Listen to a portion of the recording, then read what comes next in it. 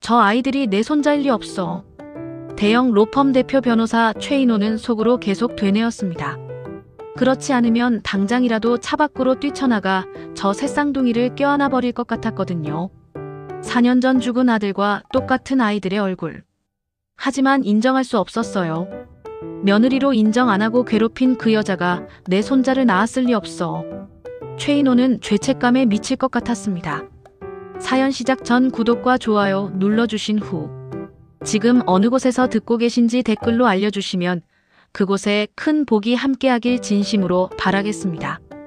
그날 처음 그 아이들을 봤을 때 최인호는 자신의 죄를 인정할 수 없었습니다. 초겨울 오후였어요. 회색빛 하늘 아래 동네 놀이터에는 아이들의 웃음소리가 퍼져나갔습니다. 하지만 놀이터 입구에 세워진 검은색 세단 안은 고요했어요. 운전석에 앉은 남자는 한참 동안 움직이지 않았습니다. 대형 로펌 대표라는 직함이 무색하게 최인호는 지금 차 안에서 숨죽인 채 앉아 있었어요. 회색 코트 위로 드리운 어깨가 묵직하게 가라앉아 있었습니다.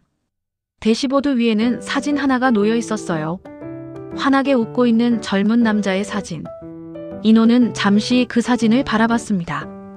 아들 준영이었어요. 4년 전 세상을 떠난 아들이었습니다.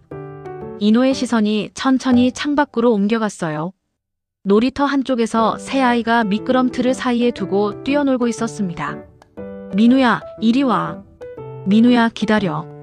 진우가 넘어져. 아이들의 맑은 목소리가 찬 공기를 가르며 퍼져나갔어요. 순간 인호의 얼굴이 굳어졌습니다. 눈빛이 흔들리기 시작했어요. 마른 침을 삼키려 했지만 입술이 바짝 말라붙어 있었습니다. 인호는 아이들의 얼굴을 찬찬히 바라봤어요. 하얀 숨결 사이로 보이는 코끝, 눈매, 웃음 지을 때 살짝 올라가는 입꼬리. 하나하나가 너무나 익숙했습니다. 준영이의 어린 시절과 닮아 있었어요. 아니, 거의 똑같았습니다. 가슴속에서 무언가가 요동쳤어요. 심장이 불규칙하게 뛰기 시작했습니다. 인호는 무의식 중에 핸들을 꽉 움켜쥐었어요. 손등의 핏줄이 불쑥 튀어나왔습니다. 설마 그 한마디가 입안에서 맴돌다 사라졌어요. 인호는 고개를 세게 저었습니다. 그리고 속으로 되뇌었어요. 남의 애야. 남의 애가 분명해. 하지만 시선은 떨어지지 않았습니다. 민우가 웃으며 형제들을 부르는 모습이 눈에 들어왔어요. 그 웃음소리에서 준영이의 목소리가 겹쳐 들리는 것만 같았습니다.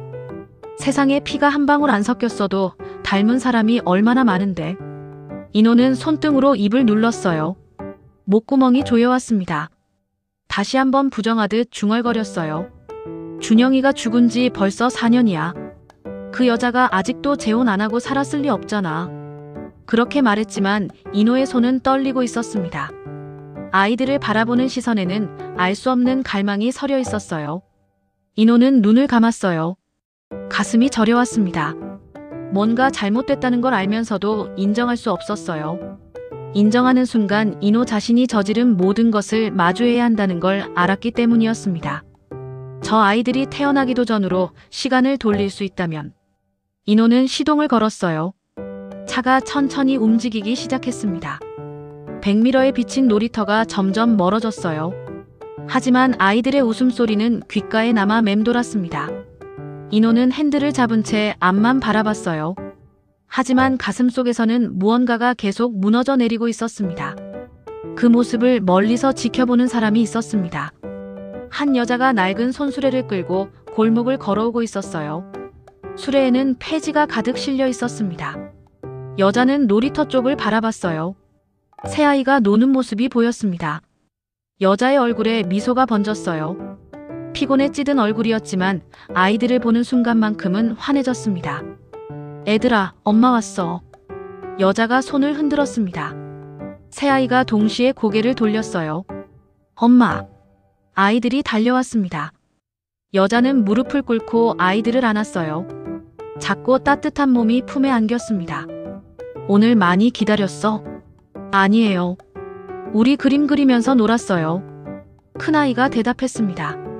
여자는 아이의 머리를 쓰다듬었어요. 우리 착한 민우. 동생들 잘 챙겼구나. 엄마 배고파요. 둘째가 말했습니다. 여자는 가방에서 빵 봉투를 꺼냈어요. 동네 빵집에서 떨이로 산 식빵이었습니다. 조금만 참아. 집에 가서 따뜻하게 데워줄게. 새아이는 고개를 끄덕였어요. 여자는 아이들의 손을 잡고 천천히 걸었습니다. 한 손으로는 수레를 끌고 다른 손으로는 아이 둘을 잡았어요. 막내는 수레 옆을 아장아장 걸었습니다. 골목을 지나는 사람들이 힐끗힐끗 쳐다봤어요.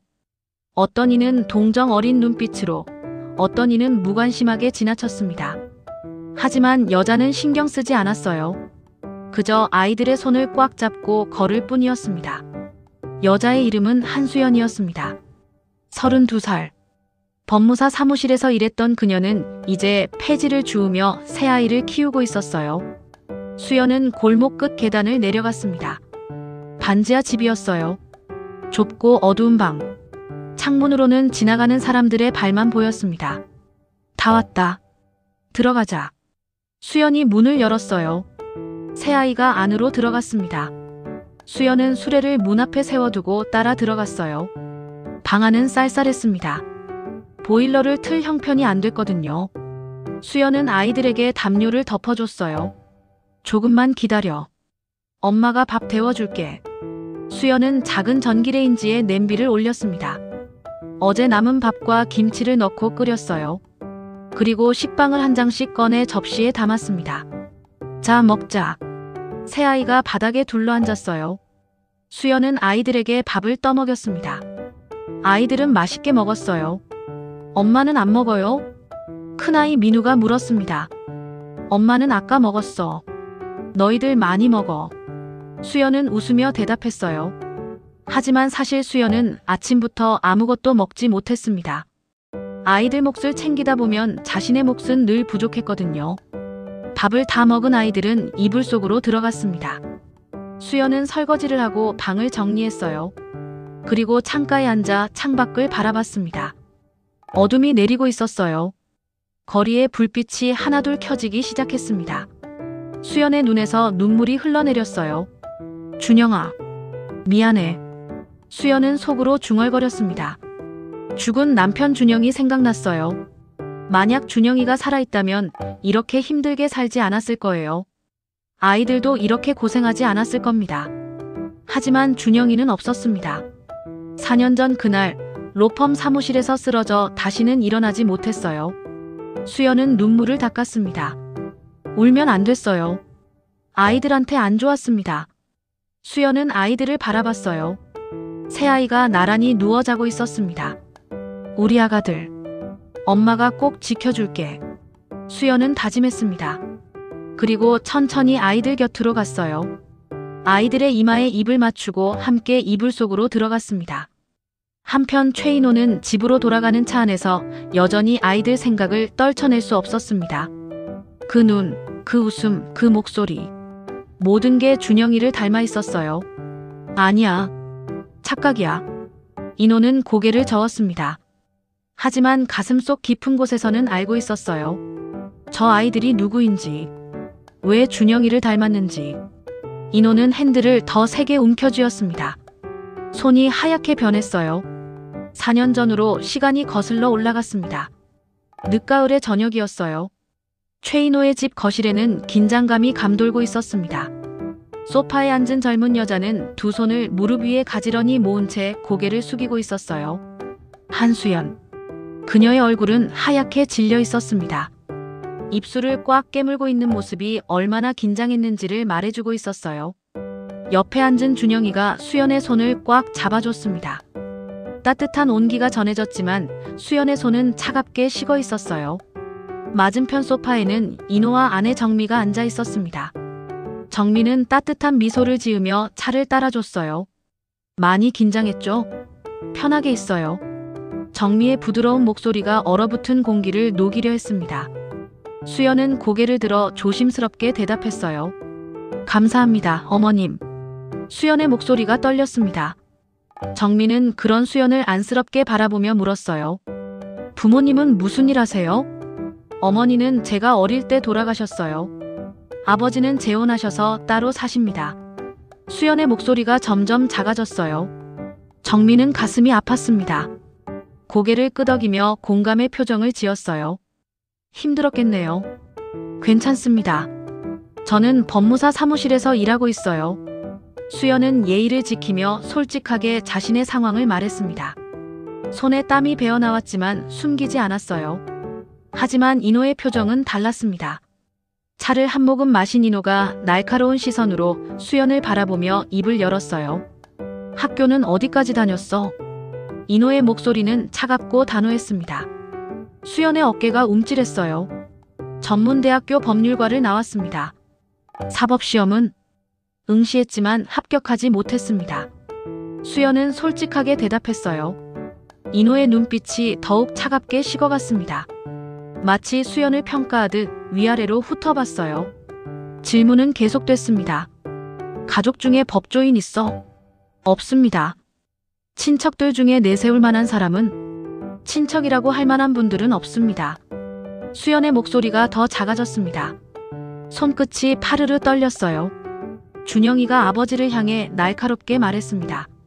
아버지, 그만하세요. 하지만 인호는 멈추지 않았어요. 오히려 더 냉정하게 물었습니다. 변호사 사무실에서 일한다고 했지? 그럼 우리 로펌에 대해서는 알고 있겠네. 예, 알고 있습니다. 그럼 알겠지. 우리 로펌이 어느 정도 규모인지, 어떤 사람들이 드나드는지, 내 아들 배우자가 된다는 게 어떤 의미인지. 인호의 목소리에는 위압감이 실려 있었습니다. 수연의 얼굴이 더 하얗게 질렸어요. 법무사와 변호사는 다르잖아. 그건 알지. 순간 거실의 공기가 완전히 얼어붙었습니다. 수연의 눈가가 붉어졌어요. 참았던 눈물이 눈가에 맺혔습니다. 준영이가 벌떡 일어섰습니다. 아버지, 이게 무슨 짓이에요? 앉아. 나는 당연한 걸 물어보는 거야. 인호의 목소리에는 흔들림이 없었습니다. 정미가 남편의 팔을 살짝 잡으며 애원하듯 말했어요. 여보, 너무 심하잖아요. 당신은 빠져. 이건 중요한 문제라고. 인호는 아내의 손을 뿌리치며 다시 수연을 바라봤어요. 가족관계 증명서 같은 거 준비할 수 있지? 혹시 과거에 신용불량 기록 있으면 그것도. 수연은 더 이상 참을 수 없었어요. 눈물을 억지로 참으며 일어섰습니다. 죄송합니다. 제가 부족한 게 많아서요. 수연의 목소리가 떨렸어요. 준영이가 수연의 손을 잡으며 말했습니다. 수연아, 괜찮아. 우리 가자. 두 사람이 현관으로 향했어요. 정미가 뒤따라 나가며 미안한 표정으로 말했습니다. 수연 씨, 미안해요. 남편이 좀 심했어요. 이해합니다, 어머님. 수연은 눈물을 닦으며 고개를 숙여 인사하고 밖으로 나갔어요. 문이 닫히자 거실에는 인호와 정미만 남았습니다. 정미가 남편을 돌아보며 떨리는 목소리로 말했어요. 당신 너무 심했어요. 저 아이가 얼마나 상처받았겠어요? 상처? 이게 현실이야. 가족은 감정만으로 되는 게 아니라고. 인호는 소파에 앉으며 차가운 목소리로 말했습니다. 눈빛에는 조금의 흔들림도 없었어요. 배경, 학벌, 인맥. 이런 게 다 계산돼야 해. 사람 좋다고 가족 되는 거 아니야. 특히 우리 같은 집안은 더 그래. 정미는 남편의 얼굴을 물끄러미 바라봤어요. 가슴이 답답하고 숨이 막혔습니다. 이 사람이 정말 자신이 아는 남편인가 싶었어요. 당신은 너무 계산만 해요. 그러다 정작 중요한 걸 놓치는 거 아니에요? 정미의 목소리에는 절박함이 담겨 있었습니다. 하지만 인호는 흔들리지 않았어요. 중요한 거. 내가 지금 우리 아들 미래를 생각하는 거야. 저런 배경 가진 여자랑 결혼하면 준영이가 얼마나 고생하는데. 인호의 목소리에는 확신이 가득했습니다. 로펌 대표 아들이 법무사 출신이랑 결혼한다고. 법조계에서 뭐라고 하겠어. 우리 로펌 위신이 어떻게 돼? 정미는 한숨을 쉬었어요. 더 이상 할 말이 없었습니다. 계산으로만 사는 건 너무 외로운 일이에요. 외롭든 말든 현실은 냉정한 거야. 인호는 더 이상 대화하고 싶지 않다는 듯 자리에서 일어났어요. 정미는 남편의 뒷모습을 바라보며 작게 중얼거렸습니다. 당신은 언젠가 후회할 거예요. 하지만 그 말은 인호의 귀에 닿지 않았습니다. 정미는 소파에 주저앉아 깊은 한숨을 내쉬었어요. 가슴속이 텅 비는 것 같았습니다. 며칠 후 수연은 법무사 사무실에서 평소처럼 일하고 있었습니다. 서류를 정리하고 의뢰인을 응대하고 등기 업무를 처리했어요. 점심시간이 되자 수연은 사무실 옥상으로 올라갔습니다. 도시락을 펼쳐놓고 혼자 밥을 먹었어요. 하늘을 올려다보니 구름이 빠르게 흘러가고 있었습니다. 수연은 그날 최인호의 집에서 있었던 일을 떠올렸어요.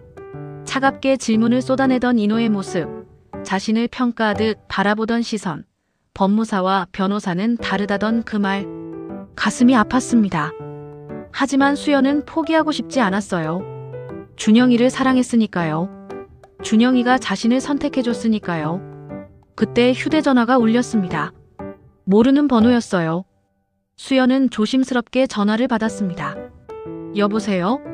수연씨, 나야. 최인호야. 순간 수연의 몸이 굳었습니다.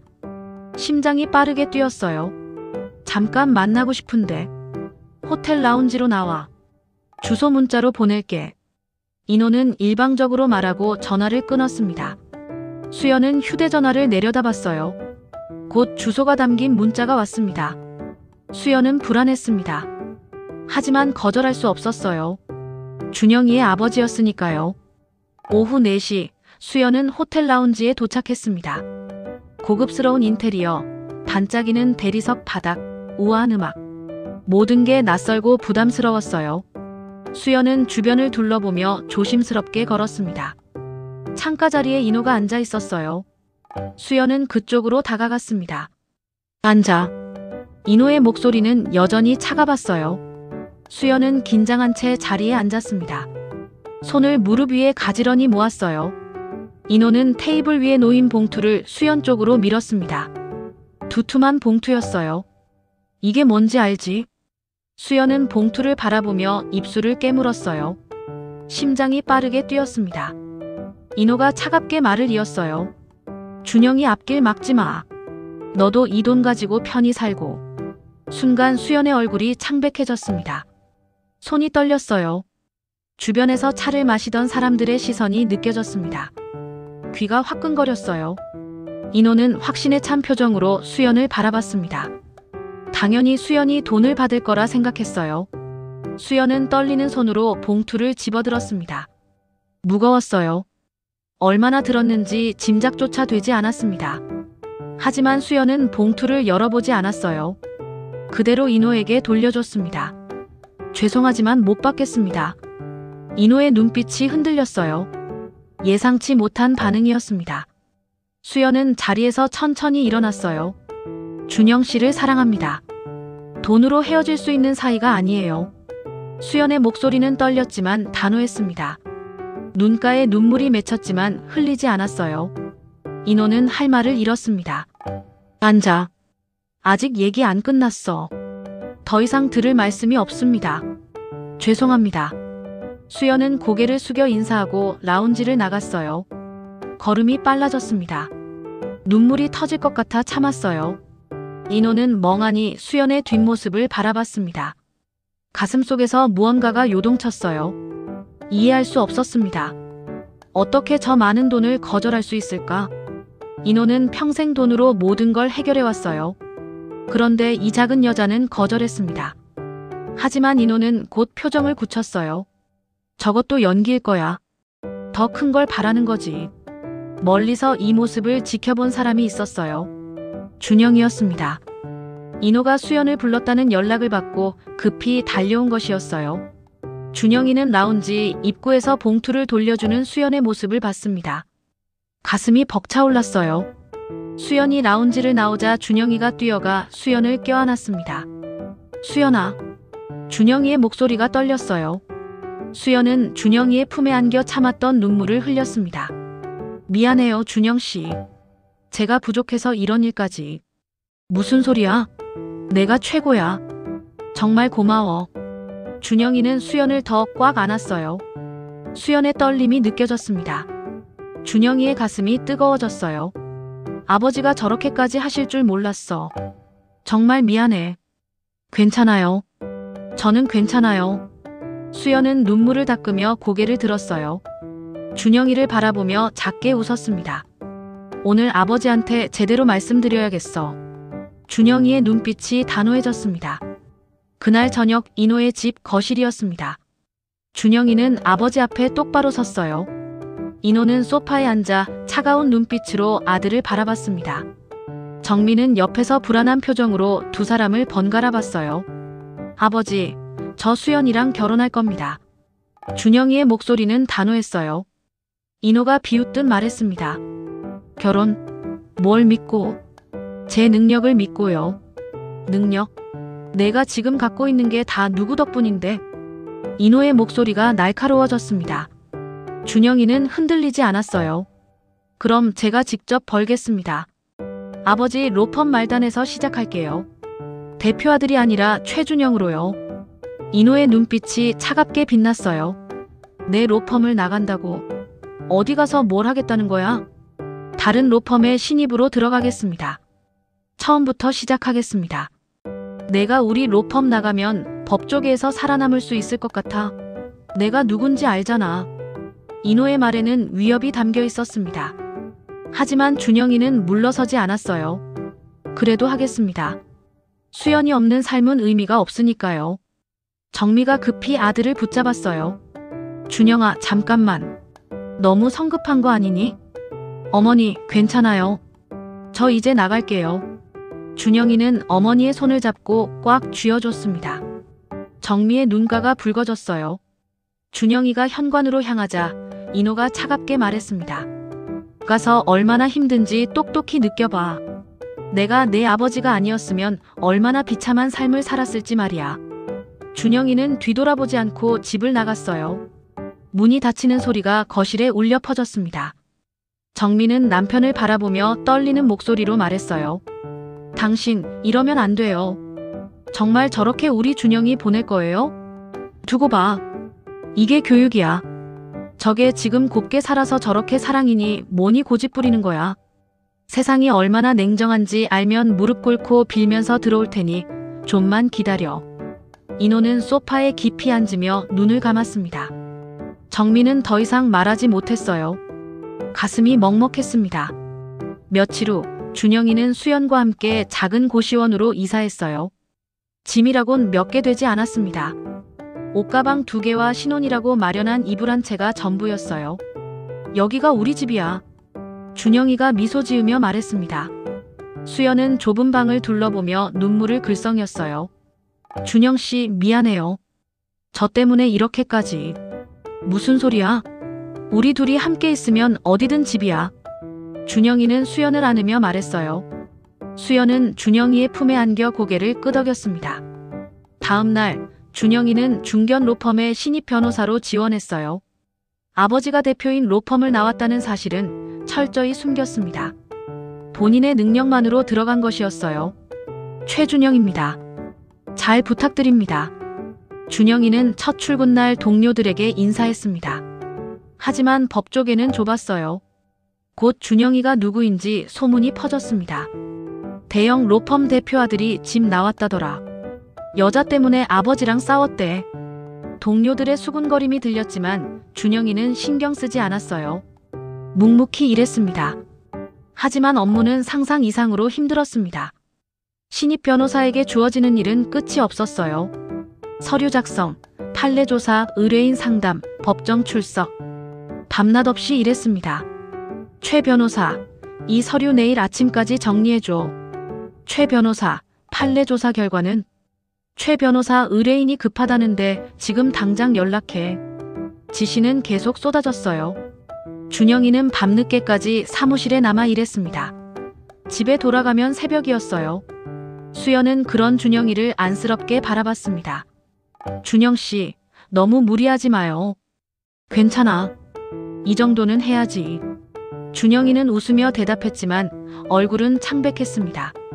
눈 밑에는 다크서클이 짙게 깔려 있었어요. 석 달이 흘렀습니다. 어느 날 아침 수연은 화장실에서 변기를 붙잡고 있었어요. 속이 메스꺼웠습니다. 토할 것 같았어요. 이런 증상이 벌써 일주일째 계속되고 있었습니다. 수연아, 괜찮아? 문 밖에서 준영이가 걱정스럽게 물었어요. 수연은 물로 입을 헹구고 나왔습니다. 응, 괜찮아. 그냥 좀 피곤한가 봐. 병원 가봐야 되는 거 아니야? 준영이가 수연의 얼굴을 살폈어요. 창백했습니다. 괜찮아. 며칠만 푹 쉬면 나아질 거야. 하지만 증상은 나아지지 않았습니다. 오히려 더 심해졌어요. 결국 수연은 병원에 갔습니다. 진료실에서 의사가 수연을 진찰했어요. 초음파 검사를 하더니 의사의 표정이 묘하게 변했습니다. 임신하신 거 아셨어요? 수연의 눈이 커졌어요. 심장이 쿵하고 떨어지는 것 같았습니다. 네. 임신이요? 네. 임신 2달 정도 되셨네요. 그런데 의사가 모니터를 다시 들여다보며 말을 이었습니다. 새쌍둥이세요. 순간 수연의 머릿속이 하얗게 변했어요. 손이 떨렸습니다. 새쌍둥이요? 네, 맞습니다. 축하드려요. 의사는 밝게 웃었지만 수연은 웃을 수 없었어요. 기쁨과 두려움이 동시에 밀려왔습니다. 가슴이 벅찼어요. 아이를 갖는다는 건 축복이었지만 새쌍둥이라니. 좁은 고시원에서 둘이 사는 것도 빠듯한데 아이가 셋이라니. 수연은 병원을 나와 멍하니 걸었습니다. 손에는 초음파 사진이 들려 있었어요. 작은 점 3개가 보였습니다. 수연의 눈가가 뜨거워졌어요. 고시원에 돌아오자 준영이가 기다리고 있었습니다. 수연을 보자마자 달려왔어요. 어땠어? 의사 선생님이 뭐래? 수연은 떨리는 손으로 초음파 사진을 건넸습니다. 준영이가 사진을 받아들었어요. 이게 뭐야? 우리 아기야. 준영이의 눈이 커졌습니다. 정말이야? 수연은 고개를 끄덕였어요. 눈물이 흘러내렸습니다. 그런데 준영씨, 새쌍둥이래. 준영이의 손이 멈췄어요. 초음파 사진을 다시 들여다봤습니다. 새쌍둥이. 응, 의사 선생님이 여기 점 3개 보이지? 이게 다 아기래. 준영이는 한참 동안 사진을 바라봤습니다. 그러더니 갑자기 수연을 꽉 껴안았어요. 고마워. 정말 고마워, 수연아. 준영이의 목소리가 떨렸습니다. 수연은 준영이의 품에 안겨 눈물을 흘렸어요. 준영씨, 우리 잘할 수 있을까? 아이가 3이나 되는데. 할 수 있어. 우리 꼭 잘할 거야. 내가 더 열심히 일할게. 준영이는 수연을 안심시키며 말했습니다. 하지만 준영이의 가슴 속에도 두려움이 자리 잡고 있었어요. 로펌 일은 힘들었습니다. 월급도 적었어요. 아이 셋을 키우기에는 턱없이 부족했습니다. 하지만 준영이는 그 두려움을 수연에게 보이지 않았어요. 대신 밝게 웃으며 말했습니다. 이제 아버지도 귀여운 손자 셋을 보시면 달라지실 거야. 분명히. 수연은 고개를 끄덕였습니다. 준영이는 휴대전화를 꺼내 어머니에게 전화를 걸었어요. 여보세요, 어머니. 준영아. 잘 지내니? 정미의 목소리가 반가웠습니다. 준영이는 웃으며 말했어요. 어머니, 제가 큰 선물 3개 가지고 갈게요. 큰 선물? 그게 무슨 소리니? 나중에 알게 되실 거예요. 진짜 큰 선물이에요. 준영이의 목소리는 기쁨으로 가득했습니다. 정미는 아들의 밝은 목소리에 마음이 따뜻해졌어요. 알았어. 언제 올 거니? 조만간 갈게요. 꼭요. 전화를 끊고 준영이는 수연을 바라봤습니다. 우리 조금만 더 힘내자. 아이들 태어나면 다 괜찮아질 거야. 수연은 고개를 끄덕이며 준영이의 손을 꽉 잡았어요. 그날 저녁 준영이는 로펌에서 갑작스러운 호출을 받았습니다. 최 변호사, 야간 근무 투입됐어. 큰 송사건인데 내일 아침까지 서류 정리해야 돼. 야간 근무요? 오늘이요? 준영이는 난감했어요. 수연이 임신한 걸 오늘 알았는데 집에 혼자 두고 가기가 걱정됐습니다. 뭐 신입이 벌써 빠지려고 해. 다른 애들은 다 하는데 너만 빠질 거야? 선배 변호사의 목소리가 날카로웠어요. 준영이는 입을 다물었습니다. 알겠습니다. 하겠습니다. 준영이는 집에 돌아가 수연에게 말했어요. 수연아, 미안한데 오늘 야간 근무 들어가야 될 것 같아. 야간 근무? 오늘? 수연의 얼굴에 걱정이 가득했습니다. 준영이는 수연의 손을 잡았어요. 미안해. 금방 다녀올게. 너 혼자 괜찮겠어? 응, 괜찮아. 조심해서 다녀와. 준영이는 수연을 꽉 안았습니다. 그리고 로펌으로 향했어요. 밤 10시, 로펌 사무실은 조용했습니다. 대부분의 직원들이 퇴근한 상태였어요. 하지만 몇몇 변호사들은 여전히 책상에 앉아 일하고 있었습니다. 준영이는 컴퓨터 앞에 앉아 서류를 정리했어요. 눈이 침침했습니다. 커피를 마시며 버텼어요. 자정이 지나고 새벽 1시가 됐습니다. 준영이는 여전히 일하고 있었어요. 새벽 3시, 준영이는 잠시 눈을 감았습니다. 너무 피곤했어요. 고개가 책상 위로 떨어졌습니다. 그때였습니다. 쿵. 준영이의 몸이 의자에서 미끄러져 바닥으로 떨어졌어요. 얼굴이 창백했습니다. 입술이 파랗게 질려 있었어요. 최 변호사, 최 변호사.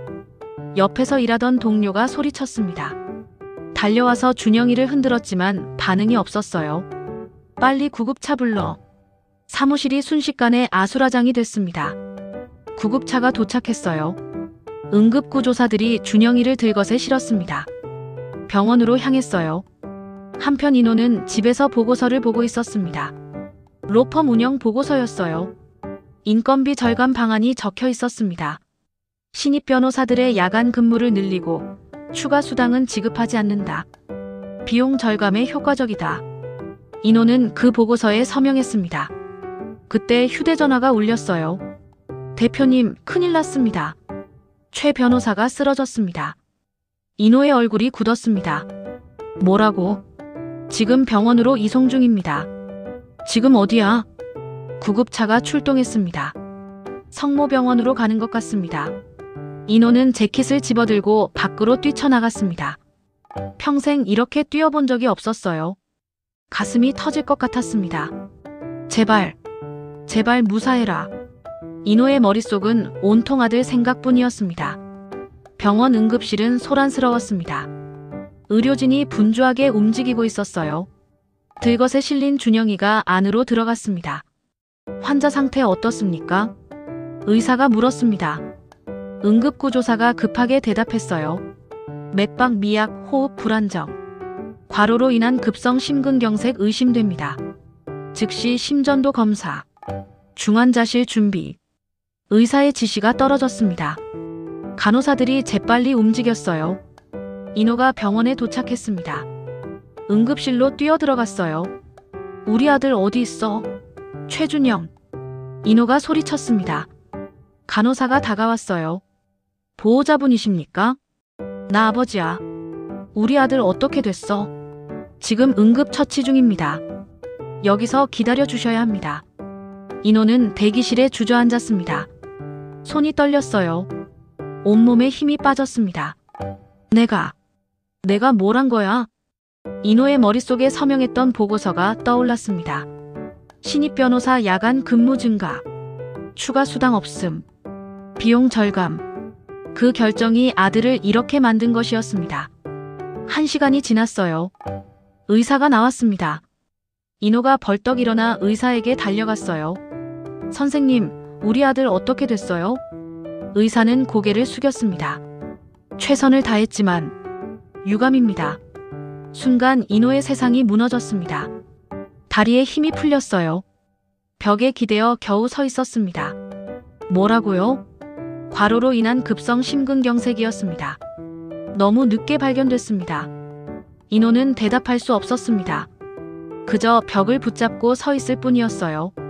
유가족분께 연락하셔야 할 것 같습니다. 의사가 조심스럽게 말했습니다. 인호는 고개를 끄덕였어요. 손이 떨려 휴대전화를 제대로 잡을 수 없었습니다. 집으로 전화를 걸었어요. 정미가 받았습니다. 여보, 무슨 일이에요? 이 시간에. 당신, 병원으로 와. 준영이가. 인호는 더 이상 말을 잇지 못했습니다. 목이 메었어요. 준영이가 왜요? 무슨 일이에요? 정미의 목소리가 떨렸습니다. 빨리 와. 성모병원 응급실이야. 인호는 전화를 끊었습니다. 그리고 바닥에 주저앉았어요. 고개를 감싸 쥐었습니다. 한편 고시원에서는 수연이 잠들지 못하고 있었습니다. 불안했어요. 준영이가 걱정됐습니다. 새벽 5시 초인종이 울렸습니다. 수연은 놀라 일어났어요. 누가 이 시간에? 문을 열자 정미가 서 있었습니다. 얼굴이 새하얗게 질려 있었어요. 눈은 퉁퉁 부어 있었습니다. 어머님, 수연아. 정미는 더 이상 말하지 못했습니다. 수연을 안으며 울기 시작했어요. 순간 수연의 가슴이 철렁 내려앉았습니다. 어머님, 무슨 일이에요? 준영 씨는요? 준영 씨 어디 있어요? 정미는 대답하지 못했습니다. 그저 수연을 안고 울 뿐이었어요. 어머님, 대답해 주세요. 준영 씨한테 무슨 일 있었어요? 수연의 목소리가 떨렸습니다. 정미가 고개를 들었어요. 눈물 범벅이 된 얼굴이었습니다. 준영이가 하늘나라로 갔어. 수연의 세상이 멈췄습니다. 사흘 후 작은 장례식장이었습니다. 영정 사진 속 준영이는 밝게 웃고 있었어요. 하지만 그 앞에 선 수연의 얼굴에는 웃음이 없었습니다. 새하얀 상복을 입은 수연은 영정 앞을 지키며 조문객들을 맞았어요. 고인의 명복을 빕니다. 삼가 조의를 표합니다. 사람들이 하나둘 들어와 절을 하고 나갔습니다. 하지만 많지 않았어요. 로펌 사람들도 형식적으로 들렀다가 금방 나갔어요. 수연은 혼자였습니다. 빈소를 지키는 사람도 옆에서 위로해주는 사람도 없었어요. 그저 영정 앞에 앉아 준영이를 바라볼 뿐이었습니다. 준영 씨. 수연의 목소리가 떨렸어요. 눈물이 뺨을 타고 흘러내렸습니다. 뱃속에는 아이 셋이 있었어요. 아직 태어나지도 않은 아이들. 아빠 얼굴도 보지 못할 아이들이었습니다. 미안해요. 제가 병원 간다고 해서. 제가 임신했다고 말해서.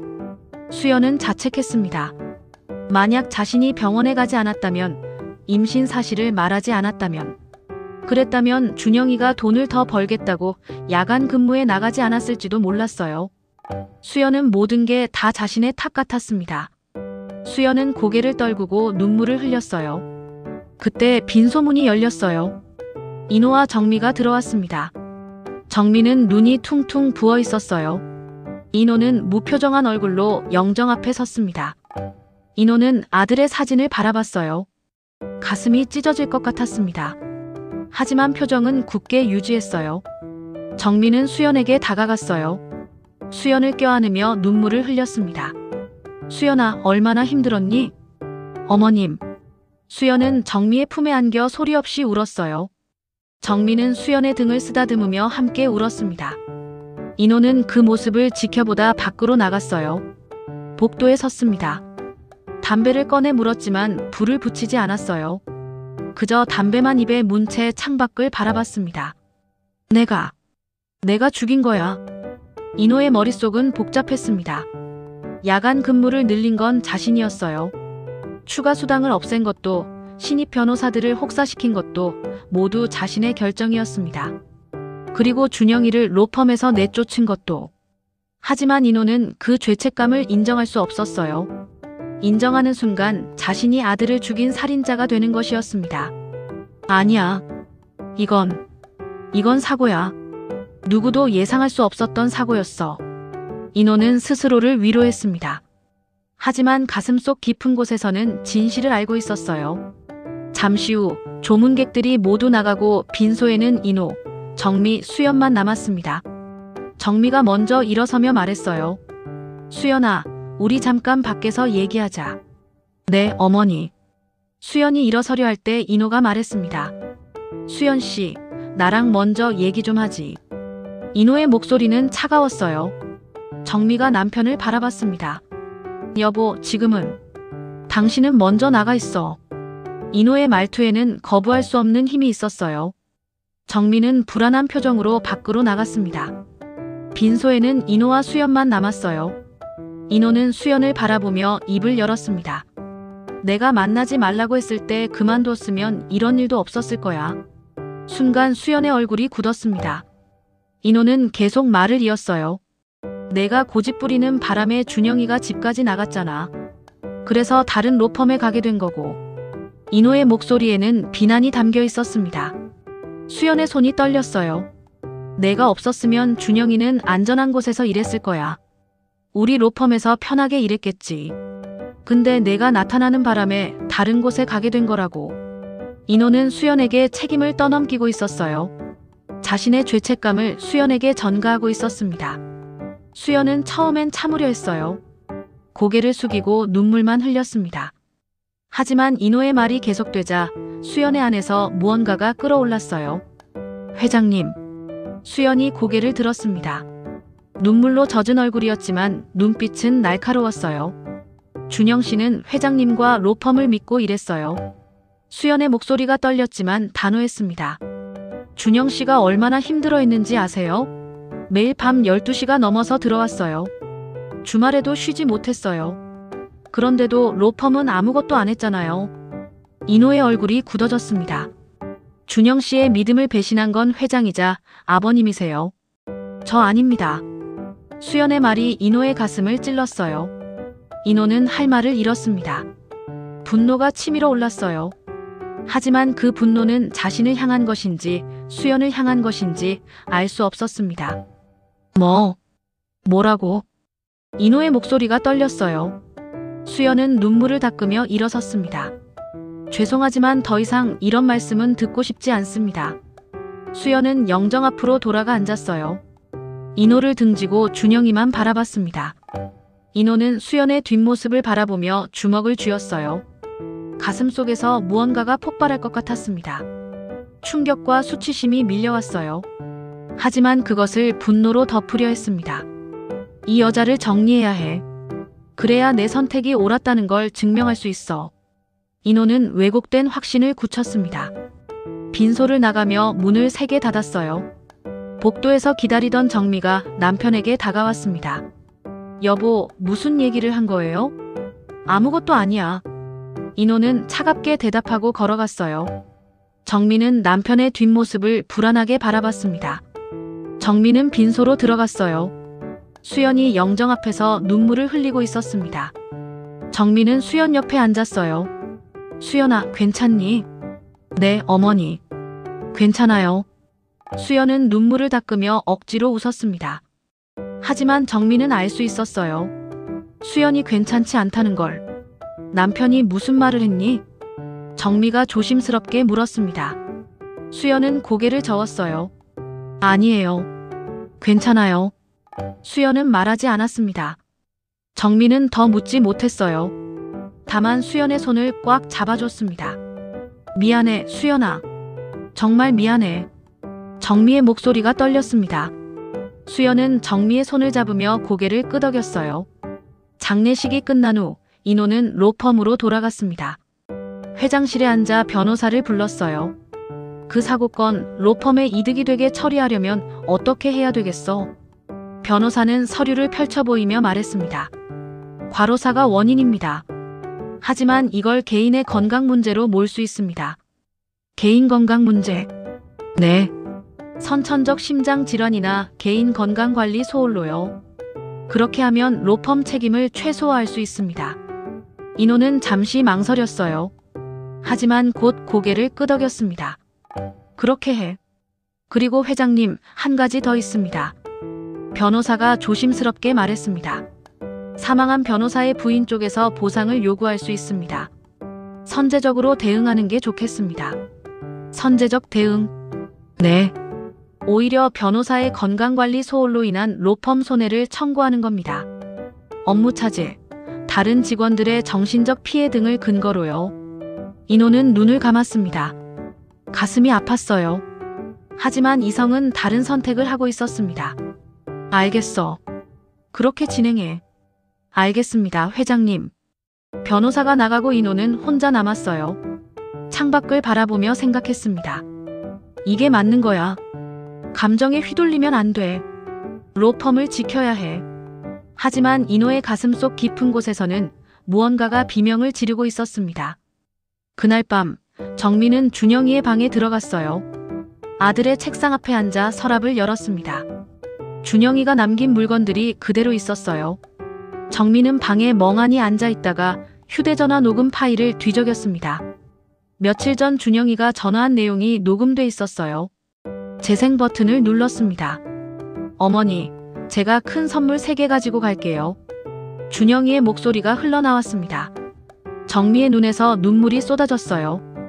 큰 선물 3개. 정민은 중얼거렸습니다.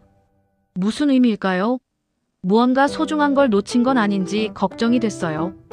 정민은 서랍 안을 뒤졌습니다. 구석에서 작은 수첩이 나왔어요. 펼쳐보니 준영이의 필체로 뭔가가 적혀 있었습니다. 수연이와 나 그리고 우리 아이들을 위해. 정미의 손이 떨렸습니다. 아이들, 수연이가 임신한 걸까? 정민은 수첩을 꽉 쥐었어요. 가슴이 미어졌습니다. 준영이는 가족을 생각하며 이렇게 준비하고 있었는데 정민은 아무것도 하지 못했어요. 준영아, 미안해. 정민은 책상에 엎드려 울었습니다. 밤새도록 울음소리가 준영이의 방을 채웠어요. 일주일 후 수연에게 내용 증명이 도착했습니다. 수연은 우편물을 받아들고 떨리는 손으로 봉투를 뜯었어요. 내용을 읽는 순간 얼굴이 새하얗게 질렸습니다. 손해배상 청구였어요. 준영이의 건강관리 소홀로 인한 로펌 손실, 다른 직원들의 정신적 피해, 업무 차질로 인한 손실. 금액은 천문학적이었습니다. 수연의 손에서 서류가 떨어졌어요. 다리에 힘이 풀렸습니다. 바닥에 주저앉았어요. 이게 무슨... 수연은 믿을 수 없었습니다. 준영이가 죽었는데 오히려 로펌이 돈을 요구한다니. 남편을 잃은 아내에게 손해배상을 청구한다니. 수연은 서류를 다시 집어들었어요. 떨리는 손으로 내용을 읽었습니다. 변호사 최준영의 개인 건강관리 소홀, 선천적 심장 질환 미고지, 로펌은 책임이 없다는 내용이었어요. 아니야. 준영 씨는 건강했는데. 수연의 눈에서 눈물이 쏟아졌습니다. 가슴이 찢어지는 것 같았어요. 남편의 명예마저 짓밟히는 느낌이었습니다. 수연은 휴대전화를 꺼내 정미에게 전화를 걸었어요. 떨리는 손으로 번호를 눌렀습니다. 여보세요, 어머님. 수연아, 무슨 일이니? 정미의 목소리가 걱정스럽게 들렸어요. 수연은 울먹이며 말했습니다. 어머님, 로펌에서 저한테 손해배상을 청구했어요. 준영 씨 잘못이라고. 뭐라고? 정미의 목소리가 떨렸습니다. 돈을 내래요. 엄청난 금액이에요. 제가 어떻게 이걸... 수연은 더 이상 말을 잇지 못했어요. 목이 메었습니다. 정민은 한참 동안 아무 말도 하지 못했어요. 수연아, 내가 남편한테 얘기해 볼게. 조금만 기다려. 네, 어머님. 전화를 끊고 수연은 바닥에 주저앉았습니다. 뱃속에 아이들이 느껴졌어요. 이미 배가 불러오기 시작했습니다. 새쌍둥이는 빠르게 자라고 있었어요. 미안해, 아가들. 엄마가 미안해. 수연은 배를 쓰다듬으며 눈물을 흘렸습니다. 그날 밤, 정민은 인호를 찾았어요. 서재에서 서류를 보고 있는 남편에게 다가갔습니다. 여보, 수연이한테 손해배상 청구했다면서요? 정미의 목소리가 떨렸어요. 인호는 서류에서 눈을 떼지 않은 채 대답했습니다. 로펌일이야. 로펌일? 우리 며느리한테요? 정미의 목소리가 높아졌습니다. 며느리? 우리가 인정한 적 없잖아. 그래도 준영이 아내예요. 게다가 준영이가 죽었는데 어떻게 그럴 수 있어요? 정민은 남편을 믿을 수 없다는 표정으로 바라봤습니다. 인호는 차갑게 말했어요. 사고는 준영이 건강 문제야. 로펌 입장에서는 당연한 조치지. 건강 문제? 과로로 죽은 걸 건강 문제라고요? 야간 근무를 늘린 건 당신이잖아요. 정미가 소리쳤습니다. 인호의 얼굴이 굳어졌어요. 당신은 경영을 몰라. 비용 절감은 필수야. 비용 절감이 사람 목숨보다 중요해요. 정미의 목소리가 떨렸습니다. 눈물이 흘러내렸어요. 인호는 대답하지 않았습니다. 그저 다시 서류를 집어들었어요. 정미는 벽을 상대하는 느낌이 들었지만 다시 한번 청했습니다. 좀 도와줘야 되는 거 아니에요? 적어도 한번 틈을 열면 끝이 없어. 단호하게 끊어야 해. 인호가 말을 끊었습니다. 당신도 도와줄 생각하지 마. 도와주다 걸리면 그 여자 더 못살게 만들어줄 수도 있어. 인호의 목소리는 흔들림이 없었습니다. 정민은 더 이상 말하지 못했어요. 남편의 등을 바라보며 한숨을 내쉬었습니다. 당신은 언젠가 꼭 후회할 거예요. 정민은 서재를 나갔습니다. 인호는 혼자 남아 창밖을 바라봤어요. 가슴 한편이 무거웠지만 표정은 굳게 유지했습니다. 2달이 흘렀습니다. 수연은 무료 법률 상담소를 찾아갔어요. 젊은 변호사가 수연의 서류를 보며 말했어요. 이건 싸우기 힘들 것 같은데요. 네. 수연의 얼굴이 창백해졌습니다. 로펌 측 자료를 보니 개인 건강 문제로 기록돼 있어요. 증거도 로펌 쪽이 다 가지고 있고요. 변호사는 미안한 표정으로 설명했어요. 하지만 과로로 죽은 거잖아요. 야간 근무도 많았고요. 그걸 증명할 수 있나요? 변호사의 질문에 수연은 말문이 막혔어요. 증거가 없었습니다. 로펌에 있던 사람들도 로펌 편이었어요. 소송하려면 변호사 비용도 필요하고 시간도 오래 걸릴 거예요. 승소 확률도 낮고요. 변호사는 솔직하게 말했습니다. 그럼 돈을 내야 하나요? 합의를 보는 게 나을 것 같아요. 금액을 줄이는 방향으로요. 수연은 상담실을 나왔습니다. 다리에 힘이 풀렸어요. 건물 밖으로 나와 벤치에 앉았습니다. 하늘을 올려다봤어요. 흐린 하늘이었습니다. 준영 씨, 어떡하죠? 수연의 눈에서 눈물이 흘러내렸습니다. 결국 수연은 합의를 할 수밖에 없었어요. 금액을 줄였지만 여전히 큰 돈이었습니다. 수연은 살던 고시원 보증금을 뺐어요. 준영이와 함께 살던 추억이 담긴 곳이었지만 선택의 여지가 없었습니다. 이사하는 날 수연은 빈 방을 둘러봤어요. 준영이와 처음 이사 왔던 날이 떠올랐습니다. 좁았지만 행복했던 그때가. 여기가 우리 집이야. 준영이의 목소리가 들리는 것 같았어요. 수연은 벽에 손을 대고 눈물을 흘렸습니다. 미안해요, 준영 씨. 우리 집을 지키지 못해서. 수연은 배를 쓰다듬었어요. 이미 7개월째였습니다. 배가 크게 불러 있었어요. 아가들, 조금만 참아. 엄마가 꼭 우리 집 만들어줄게. 수연은 마지막으로 방을 둘러보고 문을 닫았습니다. 하지만 보증금을 빼도 돈이 부족했어요. 수연은 사채업체를 찾아갔습니다. 임신부의 몸으로 높은 계단을 올라가 작은 사무실 문을 열었어요. 얼마나 필요하세요? 사채업자가 물었습니다. 수연은 떨리는 목소리로 금액을 말했어요. 사채업자는 서류를 내밀었습니다. 이자가 좀 높아요. 그래도 괜찮겠어요? 수연은 서류를 보며 입술을 깨물었어요. 이자가 무서웠습니다. 하지만 다른 방법이 없었어요. 네, 괜찮습니다. 수연은 서류에 도장을 찍었습니다. 그렇게 빚을 지게 됐어요. 수연이 이사간 곳은 반지하였어요. 좁고 어두운 방이었습니다.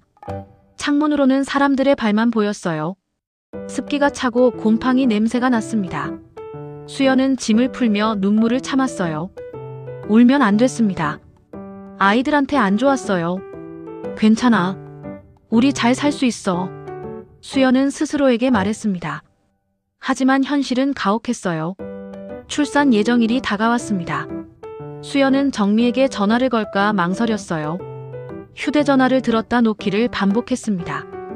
어머님은 도와주고 싶으실 거야. 하지만 수연은 인호의 차가운 얼굴을 떠올렸어요. 장례식장에서 자신을 비난하던 목소리, 손해배상을 청구한 냉정함. 그런 사람에게 아이들을 보여줄 수 없었습니다. 만약 어머님이 오시면 회장님도 알게 돼. 그럼 아이들을 빼앗길지도 몰라. 수연은 무서웠어요. 회장이라면 아이들을 데려가려 할 것 같았습니다. 그리고 자신은 쫓겨날 거예요. 아니야. 절대 안 돼. 이 아이들은 내가 지켜야 해.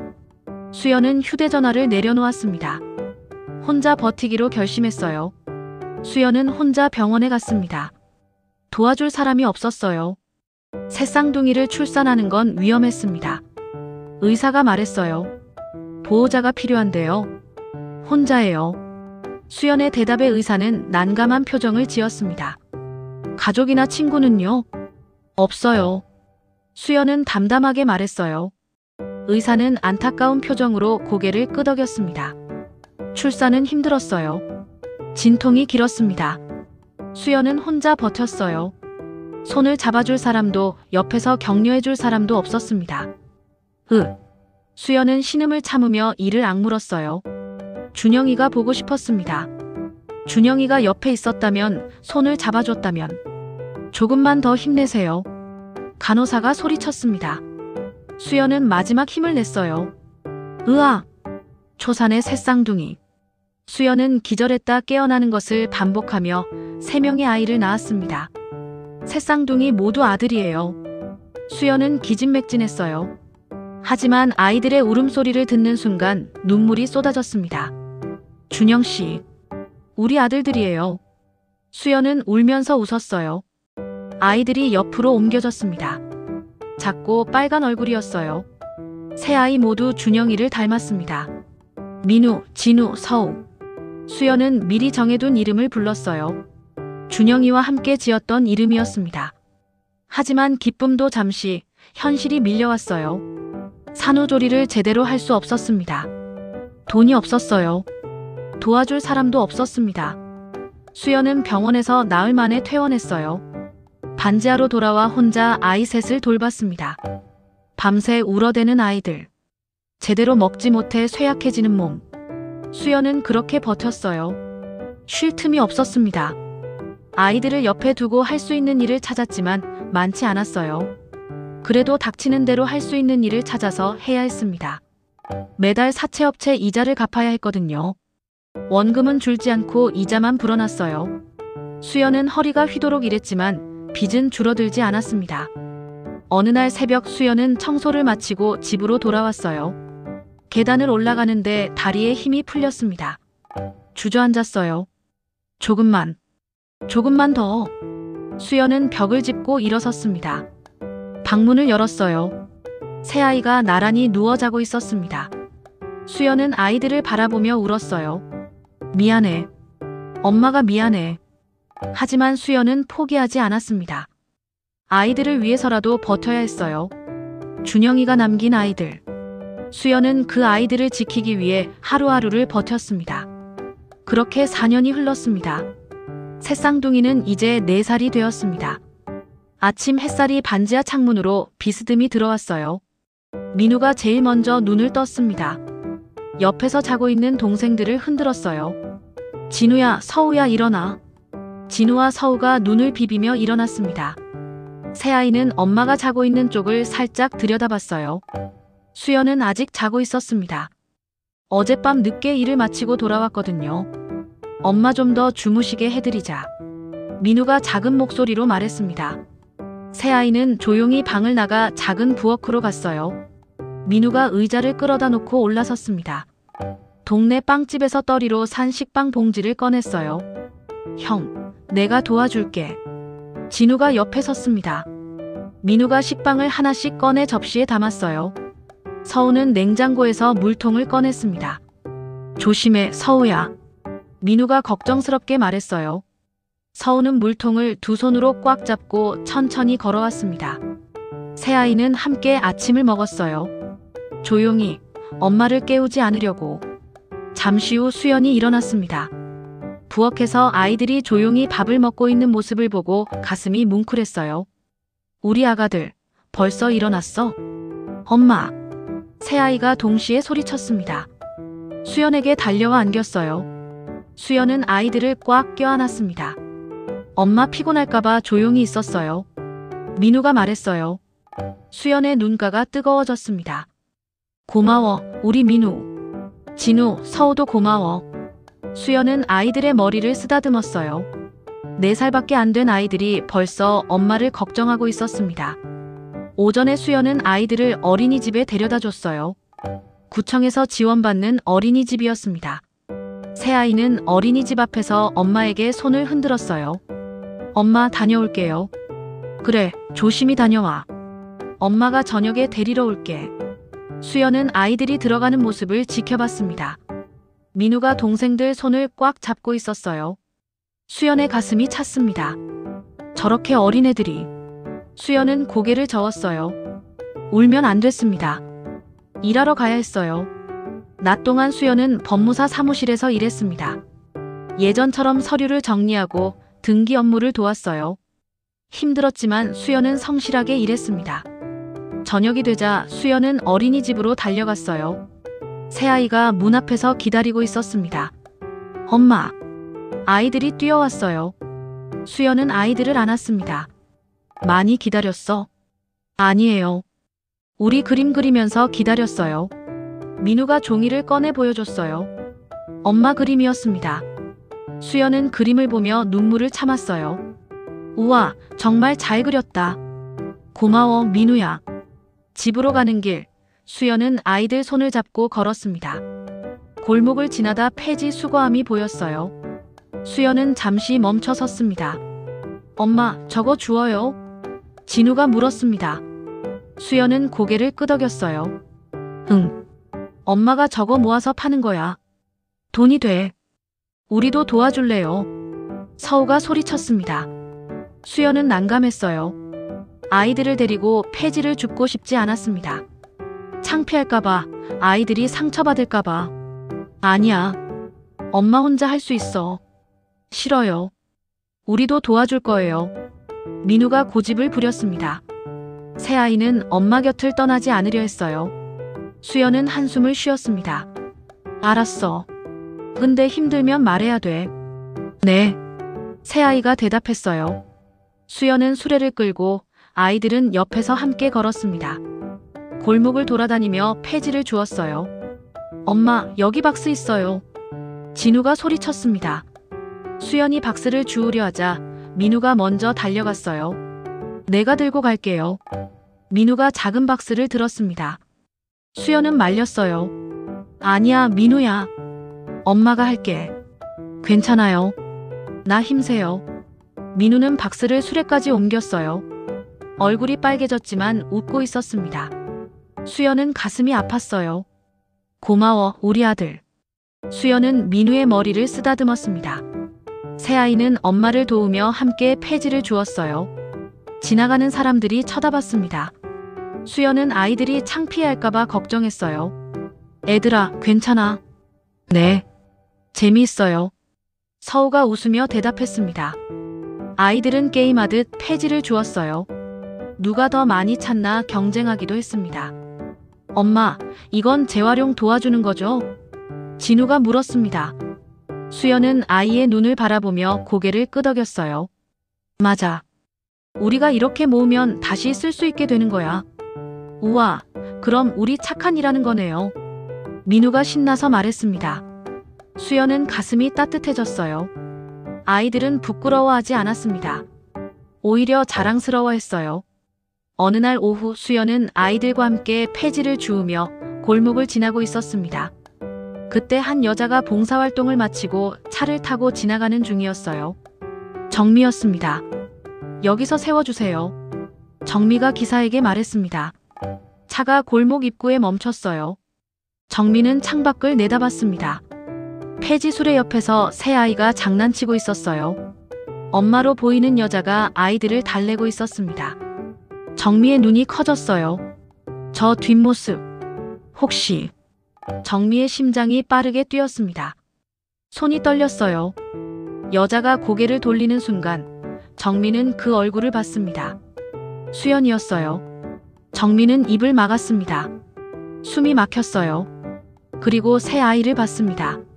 준영이를 닮은 얼굴. 준영이의 눈웃음.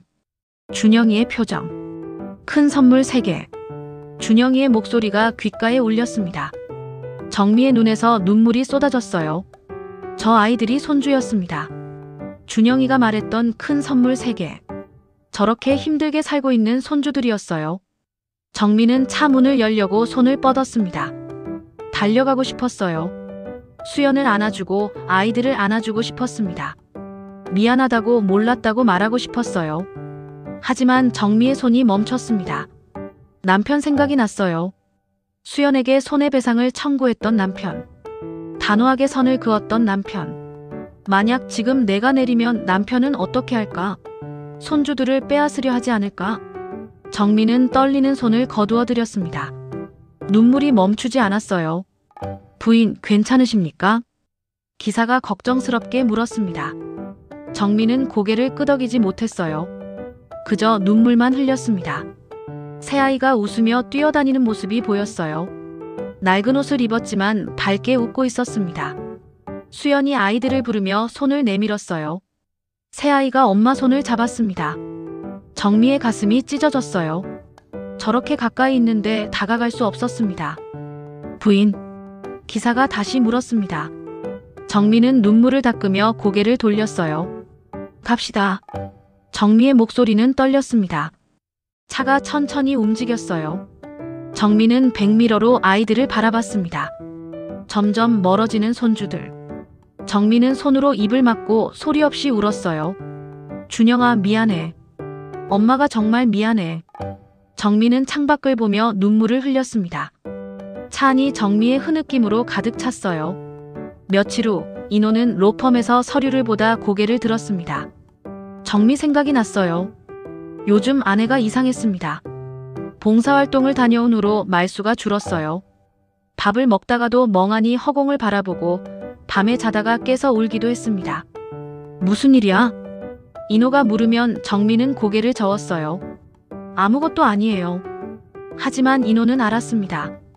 뭔가 있었어요. 아내가 이렇게 우는 건 준영이가 죽은 후 처음이었습니다. 인호는 비서를 불렀어요. 아내가 봉사활동 가는 곳이 어디지? 서대문구 쪽 복지관입니다. 오늘 내가 직접 데리러 갈 거야. 시간 되면 알려줘. 알겠습니다, 회장님. 인호는 차를 몰고 복지관으로 향했습니다. 낯선 동네였어요. 좁은 골목, 낡은 건물들. 인호는 이런 곳에 올 일이 없었습니다. 복지관까지 가는 길, 인호는 골목을 천천히 지나갔어요. 신호에 걸려 차가 멈췄습니다. 인호는 무심코 창밖을 내다봤어요. 놀이터가 보였습니다. 그리고 그곳에서 새 아이가 놀고 있었어요. 미끄럼틀을 타는 아이, 그네를 타는 아이, 모래밭에서 노는 아이. 세 아이 모두 비슷하게 생겼습니다. 인호의 심장이 멈춘 것 같았어요. 가슴이 쿵하고 내려앉았습니다. 아이 하나가 환하게 웃었어요. 그 순간 인호는 숨이 막혔습니다. 준영이었어요. 어린 시절 준영이의 얼굴이었습니다. 아니, 3명의 준영이가 놀고 있었어요. 뒷차에서 경적이 울렸습니다. 신호가 바뀐 것이었어요. 하지만 인호는 차를 움직이지 못했습니다. 그저 아이들을 바라볼 뿐이었어요. 경적이 다시 울렸습니다. 인호는 정신을 차리고 차를 천천히 움직였어요. 하지만 백미러로 계속 아이들을 봤습니다. 헛것을 본 걸까? 인호는 고개를 저었습니다. 아들이 너무 그리워서 착각한 것일 거예요. 그래. 내가 준영이 생각을 너무 많이 해서. 인호는 복지관에 도착해 정미를 데리러 갔습니다. 하지만 집에 가는 내내 아이들의 얼굴이 머릿속에서 떠나지 않았어요. 그날 밤 인호는 잠을 이룰 수 없었습니다. 눈을 감으면 아이들의 웃는 얼굴이 보였어요. 준영이의 눈웃음이 겹쳐 보였습니다. 다시 가봐야 해. 제대로 확인해야 해. 인호는 이불을 걷어차고 일어났습니다.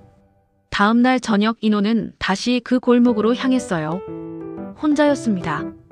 정미에게는 늦게 들어간다고만 말했어요. 놀이터 근처에 차를 세웠습니다. 멀리서 놀이터를 지켜봤어요. 아이들이 있을까? 어제 본 게 정말 환상이 아니었을까? 잠시 후 새 아이가 놀이터에 나타났습니다. 인호의 가슴이 두근거렸어요. 손에 땀이 배어났습니다. 인호는 차에서 내렸어요. 놀이터를 향해 천천히 걸었습니다. 다리가 떨렸어요. 심장이 미친 듯이 뛰었습니다. 놀이터 입구에서 멈춰 섰어요. 아이들이 더 가까이 보였습니다. 준영이의 눈, 준영이의 코, 준영이의 입. 모든 게 준영이었습니다. 민우야, 이리 와. 아이들이 서로를 부르는 소리가 들렸어요. 인호는 그 목소리를 듣고 가슴이 뜨거워졌습니다. 준영이의 어린 시절 목소리 같았어요. 인호는 한 발 더 다가갔습니다. 아이들과의 거리가 가까워졌어요. 준영아. 인호의 입에서 말이 새어나왔습니다. 목소리가 떨렸어요. 아들이 너무 그리웠습니다. 너무 보고 싶었어요. 아이 하나가 고개를 돌렸습니다. 인호를 바라봤어요. 큰 눈동자였습니다. 준영이의 눈이었어요. 인호의 눈에서 눈물이 흘러내렸습니다. 가슴이 터질 것 같았어요. 손을 뻗고 싶었습니다. 아이를 안고 싶었어요. 하지만 그때였습니다. 아니야. 인호의 머릿속에 차가운 목소리가 울렸어요. 이건 준영이가 아니야. 준영이는 죽었어. 4년 전에 죽었다고. 인호는 고개를 세게 저었습니다. 한 발 뒤로 물러섰어요. 내가 미쳤나? 아들이 그리워서 남의 애들을 보고. 인호는 놀이터 울타리 뒤로 돌아갔습니다. 벤치에 앉아 멀리서 아이들을 지켜봤어요. 보이지 않는 곳에서 조용히. 아이들은 계속 놀았습니다. 웃고 뛰고 서로를 부르며. 인호는 그 모습을 하나하나 눈에 담았어요. 해가 지기 시작했습니다. 놀이터에 그림자가 드리웠어요. 그때였습니다. 한 여자가 수레를 끌고 놀이터로 다가왔어요. 낡은 옷을 입고 있었습니다. 수레에는 폐지가 가득 실려 있었어요. 애들아, 이제 집에 가자. 여자의 목소리가 들렸습니다. 인호는 그 목소리를 알아챘어요. 심장이 멈추는 것 같았습니다. 수연이었습니다. 인호는 벤치에서 일어났어요. 더 가까이 가서 봤습니다. 분명 수연이었어요. 준영이의 아내. 아니, 인호가 인정하지 않았던 며느리. 수연은 아이들에게 다가가 손을 내밀었어요. 새아이가 수연의 손을 잡았습니다. 엄마, 오늘 폐지 많이 주웠어요? 민우가 물었습니다. 수연은 고개를 끄덕이며 웃었어요. 응, 많이 주웠어. 우리 오늘 저녁 맛있는 거 먹자. 와, 좋아요. 새아이가 환호했습니다. 수연은 아이들 손을 잡고 천천히 걸어갔어요. 수레를 끌면서. 인호는 그 모습을 멍하니 바라봤습니다. 온몸이 얼어붙은 것 같았어요. 수연이가 저 아이들의 엄마. 인호의 머릿속이 하얗게 변했습니다. 가슴이 무너져 내렸어요. 그럼 저 아이들이. 인호는 주저앉았습니다. 벤치에 털썩 앉아 고개를 숙였어요. 아니야. 아직 확실하지 않아. 수연이가 재혼했을 수도 있어. 다른 남자 만나서 애를 낳았을 수도 있잖아. 인호는 스스로를 설득했습니다. 그래. 준영이 죽고 4년이나 지났는데 젊은 여자가 혼자 살 리 없지. 분명 재혼했을 거야. 인호는 고개를 끄덕였어요. 그게 맞았습니다. 그게 말이 됐어요. 하지만 아이들을 다시 떠올렸을 때 그 생각이 흔들렸어요. 근데 왜 저렇게 닮았을까? 3명 모두 준영이랑 똑같은데. 인호는 머리를 감싸 쥐었습니다. 혼란스러웠어요. 혹시 저 애들이 준영이가 죽기 전에 임신한. 하지만 인호는 그 생각을 밀어냈습니다. 수연이가 정말 준영이 애를 임신했다면 나한테 왔을 거야. 도와달라고. 근데 오지 않았어. 그럼 준영이 애가 아닌 거지. 인호는 자신을 설득했습니다. 하지만 가슴속 깊은 곳에서는 다른 목소리가 들렸어요. 만약 정말 손주들이라면. 만약 내가 손주들을 4년 동안 저렇게 힘들게 살게 만든 거라면. 인호는 그 목소리를 억눌렀습니다. 인정할 수 없었어요. 인정하는 순간 자신이 괴물이 되는 거였습니다. 인호는 벤치에서 일어났어요. 비틀거리며 차로 향했습니다. 차에 올라 시동을 걸었어요. 하지만 출발하지 못했습니다. 핸들을 잡은 손이 떨렸어요. 가슴이 조여왔습니다. 준영아, 미안해. 인호는 핸들에 이마를 댔습니다. 눈을 감았어요. 만약 정말 내 손주들이라면. 내가 뭘 한 거야? 인호의 눈에서 눈물이 흘러내렸습니다. 하지만 여전히 인정할 수 없었어요. 인호는 차를 몰아 집으로 향했습니다. 하지만 아이들의 얼굴이 계속 눈앞에 어른거렸어요. 준영이의 웃음소리가 귓가에 맴돌았습니다. 그날 밤 인호는 서재에 혼자 앉아 있었습니다. 술잔을 기울였어요. 하지만 술이 목으로 넘어가지 않았습니다. 인호는 술잔을 내려놓고 고개를 숙였어요. 눈을 감았습니다. 하지만 여전히 부정했습니다. 인정하는 순간 모든 게 무너질 것 같았으니까요. 인호는 그렇게 밤새 서재에 앉아 있었습니다. 며칠 후 인호는 비서를 불렀어요. 조용히 문을 닫고 낮은 목소리로 말했습니다. 사람 하나 소개해줘. 조사하는 사람. 조사요? 비서가 조심스럽게 물었습니다. 인호는 고개를 끄덕였어요. 사설조사 쪽으로. 조용히 움직일 수 있는 사람으로. 알겠습니다. 비서는 더 묻지 않았습니다. 다음 날 한 남자가 인호의 회장실을 찾아왔어요. 40대 중반으로 보이는 남자였습니다. 무표정한 얼굴이었어요. 김명수라고 합니다. 흥신소 출신입니다. 남자가 명함을 내밀었습니다. 인호는 명함을 받아들고 자리를 권했어요. 앉으세요. 무슨 일로 찾으셨습니까? 김명수가 물었습니다. 인호는 잠시 망설였어요. 입술이 말랐습니다. 한 사람을 조사해야 해요. 한수연이라는 여자. 무엇을 알고 싶으십니까? 거주지, 직업, 가족관계. 특히 아이가 있는지. 인호의 목소리가 떨렸습니다. 김명수는 수첩에 메모했어요. 언제까지 필요하십니까? 일주일 안에. 알겠습니다. 김명수는 일어나 나갔습니다. 인호는 혼자 남아 창밖을 바라봤어요. 가슴이 무거웠습니다. 이게 맞는 건가? 인호는 자문했습니다. 하지만 알아야 했어요. 확인해야 했습니다. 일주일 후 김명수가 다시 찾아왔어요. 두툼한 봉투를 내밀었습니다. 조사 결과입니다. 인호는 떨리는 손으로 봉투를 받았어요. 김명수가 설명을 시작했습니다. 한수연. 현재 서대문구 반지하에 거주 중입니다. 법무사 사무실에서 낮 근무 저녁에는 청소 아르바이트를 하고 있습니다. 인호는 서류를 펼쳤어요. 수연의 집 사진이 나왔습니다. 좁고 어두운 반지하였어요. 가족관계는? 김명수가 말을 이었습니다. 아들 셋이 있습니다. 셋쌍둥이입니다. 이름은 최민우, 최진우, 최서우. 현재 4살입니다. 인호의 손이 멈췄어요. 서류에서 아이들 사진이 나왔습니다. 어린이집에서 찍은 사진이었어요. 새아이가 나란히 웃고 있었습니다. 준영이의 얼굴이었어요. 3명의 준영이가 환하게 웃고 있었습니다. 계산이 맞았어요. 준영이의 아이를 4년 전 임신하고 출산했다면 지금쯤 4살일 테니까요. 인호는 숨이 막혔어요. 가슴이 조였습니다. 손에서 서류가 떨어졌어요. 더 조사할 게 있으십니까? 김명수가 물었습니다. 인호는 고개를 저었어요. 아니요. 됐어요. 나가주세요. 김명수가 나가고 인호는 혼자 남았습니다. 바닥에 떨어진 서류를 주워들었어요. 아이들 사진을 다시 봤습니다. 준영이 아이들. 인호의 눈에서 눈물이 흘러내렸습니다. 가슴이 찢어지는 것 같았어요. 내 손주들이야. 내 손주들이었어. 인호는 사진을 꽉 쥐었습니다. 하지만 곧 고개를 저었어요. 아니야. 아직 확실하지 않아. 누가 또 알아. 수연이가 바람을 피웠을지도 모르잖아.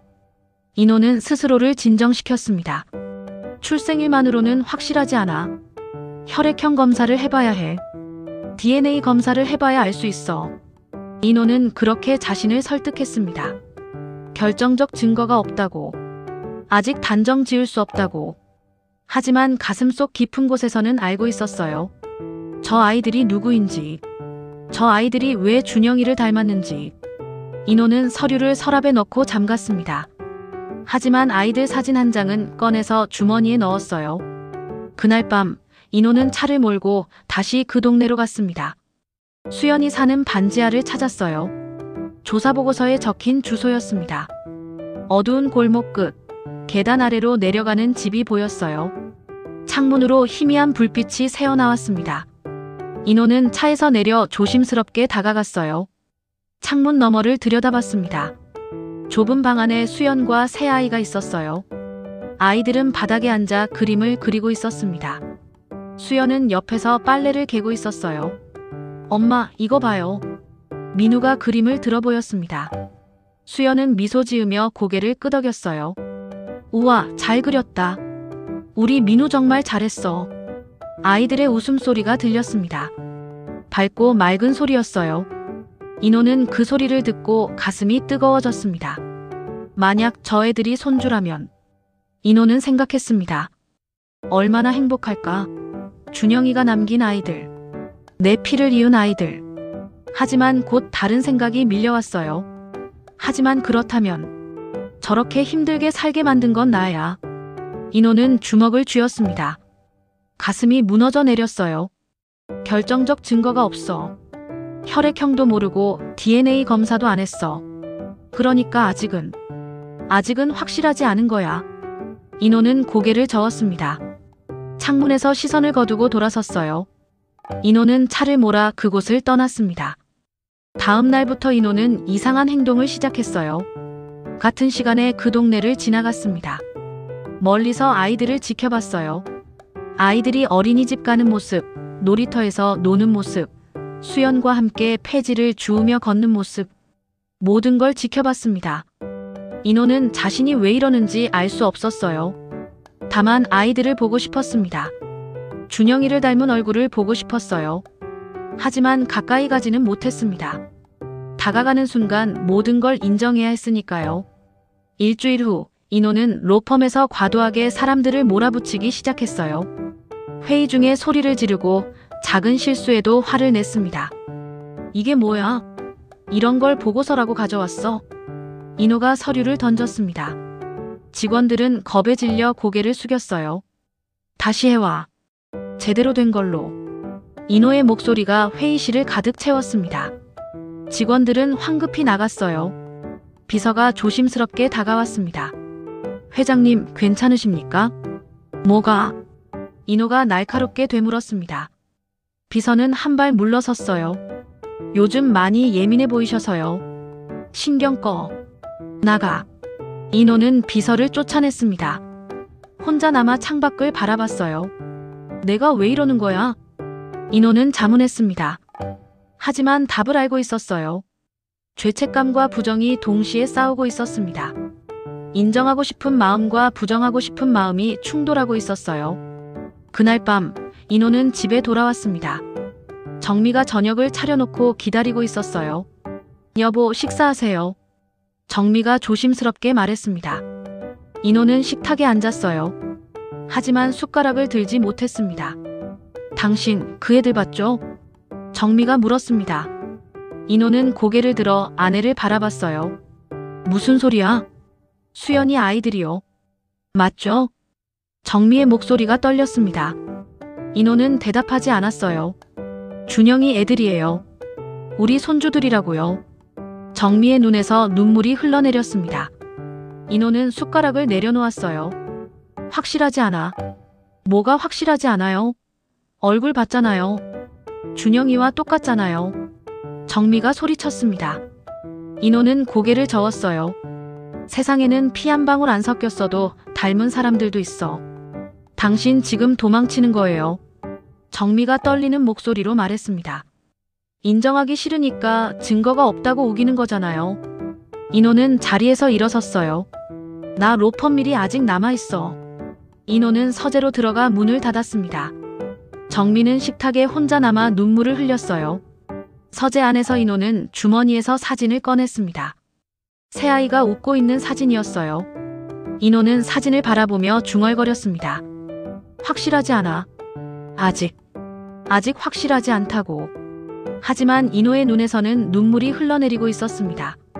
가슴속에서 무언가가 계속 무너지고 있었어요. 부정과 그리움이 동시에 쌓이는 감정의 지뢰밭. 인호는 스스로 그 안으로 걸어 들어가고 있었습니다. 그러던 어느 날 오후 운명은 인호를 더 이상 도망칠 수 없는 곳으로 몰아넣었습니다. 인호는 또다시 그 놀이터 근처에 차를 세웠습니다. 이제는 거의 매일 오는 일이 됐어요. 멀리서 아이들을 지켜보는 것. 인호는 그렇게 자신을 위로하고 있었습니다. 새아이가 놀이터에서 놀고 있었어요. 민우와 진우는 그네를 타고 서우는 미끄럼틀 위에 올라가 있었습니다. 나 좀 봐. 서우가 미끄럼틀 꼭대기에서 소리쳤어요. 민우와 진우가 고개를 돌렸습니다. 서우야, 조심해. 민우가 외쳤습니다. 하지만 그 순간이었어요. 서우가 갑자기 비틀거렸습니다. 작은 몸이 힘없이 쓰러졌어요. 쿵. 서우가 바닥에 주저앉았습니다. 얼굴이 창백했어요. 서우야. 민우와 진우가 비명을 질렀어요. 두 아이가 서우에게 달려갔습니다. 서우는 움직이지 않았어요. 바닥에 쓰러진 채 눈을 감고 있었습니다. 입술이 파랗게 질려 있었어요. 인호는 차 안에서 그 장면을 봤습니다. 심장이 멈추는 것 같았어요. 온몸이 얼어붙었습니다. 안 돼. 인호는 차 문을 열고 뛰쳐나갔어요. 놀이터로 달려갔습니다. 평생 이렇게 빨리 뛰어본 적이 없었어요. 비켜봐. 인호가 소리쳤습니다. 주변에 모여든 사람들이 놀라 비켰어요. 인호는 서우 옆에 무릎을 꿇었습니다. 애야, 정신 차려. 인호의 손이 떨렸어요. 서우의 맥을 짚었습니다. 약하게 뛰고 있었어요. 인호는 안도의 한숨을 쉬었습니다. 인호는 서우를 조심스럽게 안아 올렸습니다. 작고 가벼운 몸이었어요. 할아버지, 누구세요? 민우가 떨리는 목소리로 물었습니다. 인호는 민우를 바라봤어요. 준영이의 얼굴이었습니다. 눈물로 범벅이 된 준영이의 얼굴. 나는. 인호는 말을 잇지 못했어요. 그때 비명소리가 들렸습니다. 서우야. 수연이었습니다. 폐지 수레를 버리고 달려왔어요. 얼굴이 새하얗게 질려 있었습니다. 서우야, 우리 서우야. 수연이 서우에게 달려왔습니다. 인호는 수연을 마주봤어요. 수연은 인호를 알아봤습니다. 눈이 커졌어요.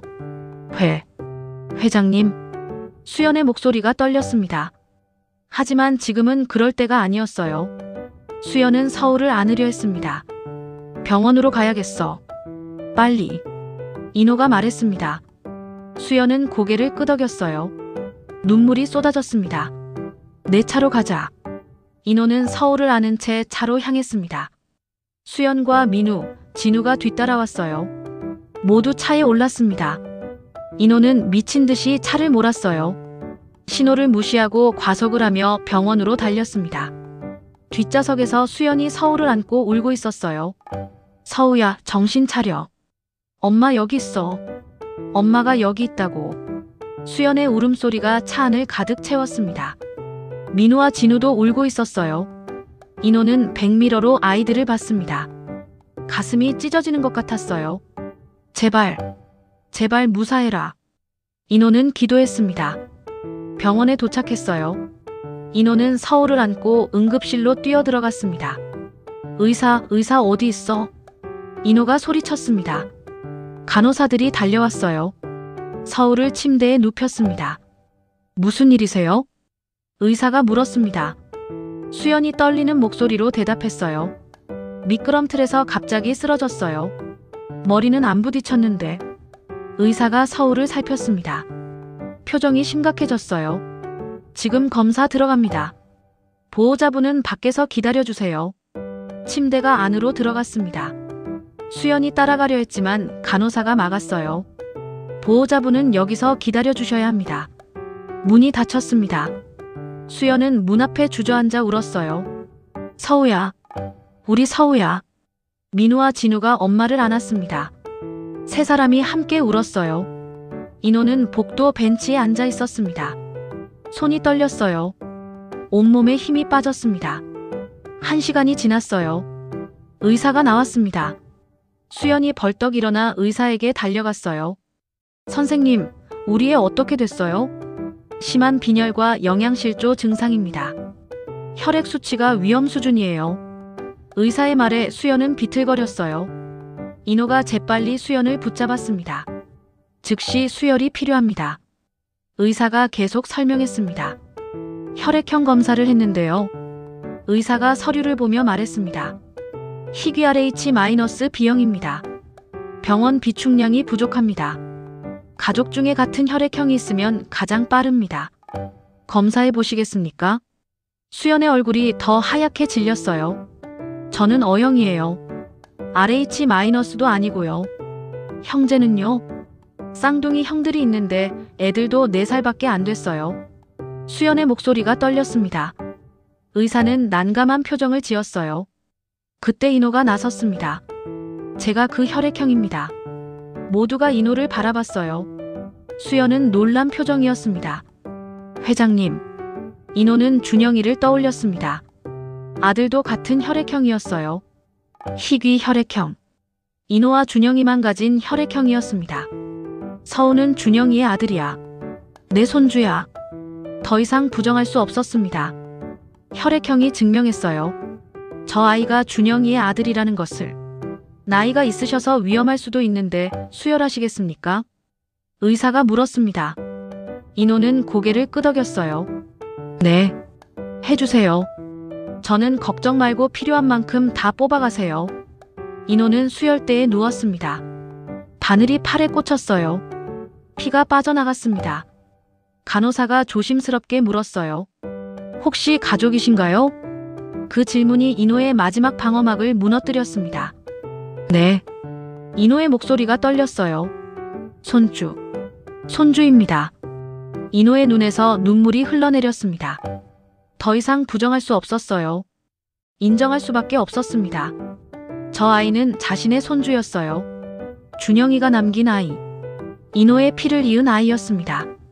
그리고 인호는 그 아이를 4년 동안 반지하에서 살게 만들었습니다. 폐지를 주우며 살게 만들었어요. 엄마와 함께 힘들게 살게 만든 것이었습니다. 인호는 천장을 바라보며 눈물을 흘렸어요. 후회로 가슴이 찢어지는 것 같았습니다. 수혈이 끝났습니다. 인호는 복도로 나왔어요. 수연이 기다리고 있었습니다. 회장님 감사합니다. 수연의 목소리가 떨렸어요. 인호는 수연을 바라봤습니다. 수술실 불이 켜졌습니다. 의사가 나왔어요. 수혈 잘 끝났습니다. 깨어날 때까지 지켜봐야 합니다. 수연은 무릎을 꿇고 의사에게 절했어요. 감사합니다. 정말 감사합니다. 서우는 중환자실로 옮겨졌습니다. 수연과 인호는 유리창 너머로 서우를 바라봤어요. 작은 몸에 온갖 선이 연결돼 있었습니다. 숨을 쉬고 있었어요. 살아 있었습니다. 인호는 유리창에 손을 댔어요. 눈물이 멈추지 않았습니다. 미안해. 정말 미안해. 인호의 가슴 속에서 모든 방어막이 무너져 내렸습니다. 이제 더 이상 부정할 수 없었어요. 저 아이들은 자신의 손주였습니다. 그리고 자신은 그 손주들을 지옥에서 살게 만든 것이었습니다. 사흘 후 서우가 깨어났습니다. 엄마. 서우의 작은 목소리가 들렸어요. 수연은 침대 옆에서 서우의 손을 꽉 잡았습니다. 서우야, 엄마 여기 있어. 수연의 눈에서 눈물이 쏟아졌어요. 서우는 천천히 눈을 떴습니다. 엄마를 보고 희미하게 웃었어요. 엄마, 아파요. 알아, 아가. 괜찮아. 이제 다 나을 거야. 수연은 서우를 안으며 울었습니다. 의사가 들어와 서우를 진찰했어요. 회복이 빠르네요. 이제 조금만 더 입원하면 퇴원할 수 있을 겁니다. 감사합니다, 선생님. 수연은 고개를 숙여 인사했습니다. 복도에서 인호는 유리창 너머로 그 장면을 지켜보고 있었어요. 서우가 깨어난 모습을 보고 가슴이 벅찼습니다. 동시에 죄책감이 밀려왔어요. 연락을 받고 온 정미가 인호 옆에 섰습니다. 여보. 정미가 남편의 팔을 잡았어요. 인호는 아내를 바라봤습니다. 정미의 눈에도 눈물이 가득했어요. 이제 어떻게 할 거예요? 정미가 물었습니다. 인호는 병실을 바라보며 말했어요. 내가 잘못했어. 모든 게 내 잘못이야. 인호의 목소리가 떨렸습니다. 사과해야 돼. 제대로 사과하고 책임져야 해. 정미는 남편을 꽉 안았어요. 두 사람은 한참 동안 그렇게 서 있었습니다. 인호는 중대한 결정을 내렸습니다. 이사회가 소집됐어요. 인호는 단상에 섰습니다. 임원들이 긴장한 표정으로 바라봤어요. 오늘 이 자리에서 말씀드릴 게 있습니다. 인호의 목소리는 차분했습니다. 저는 대표 변호사직에서 물러나겠습니다. 회의실이 술렁거렸어요. 임원들이 놀란 표정으로 서로를 쳐다봤습니다. 회장님, 그게 무슨 말씀이십니까? 부대표가 급히 물었습니다. 인호는 고개를 저었어요. 4년 전 비용 절감을 이유로 신입 변호사들의 근무 환경을 악화시켰습니다.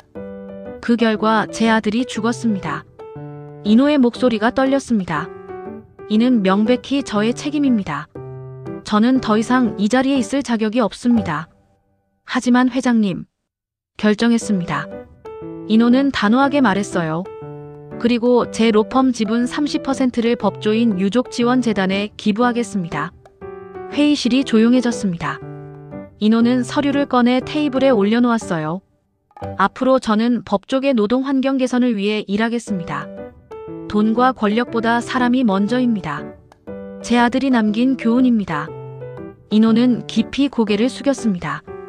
인호는 기자회견을 열었어요. 수많은 카메라 플래시가 터졌습니다. 사퇴 이유가 정확히 무엇입니까? 기자가 물었습니다. 인호는 마이크 앞에 섰어요. 4년 전 제 아들의 죽음은 제 잘못된 경영 판단 때문이었습니다. 이익을 우선시한 결과 소중한 생명을 잃었습니다. 인호의 목소리는 떨렸지만 분명했습니다. 더 이상 이런 일이 반복되지 않도록 저는 남은 인생을 법조계 노동 환경 개선을 위해 쓰겠습니다. 플래시가 쏟아졌습니다.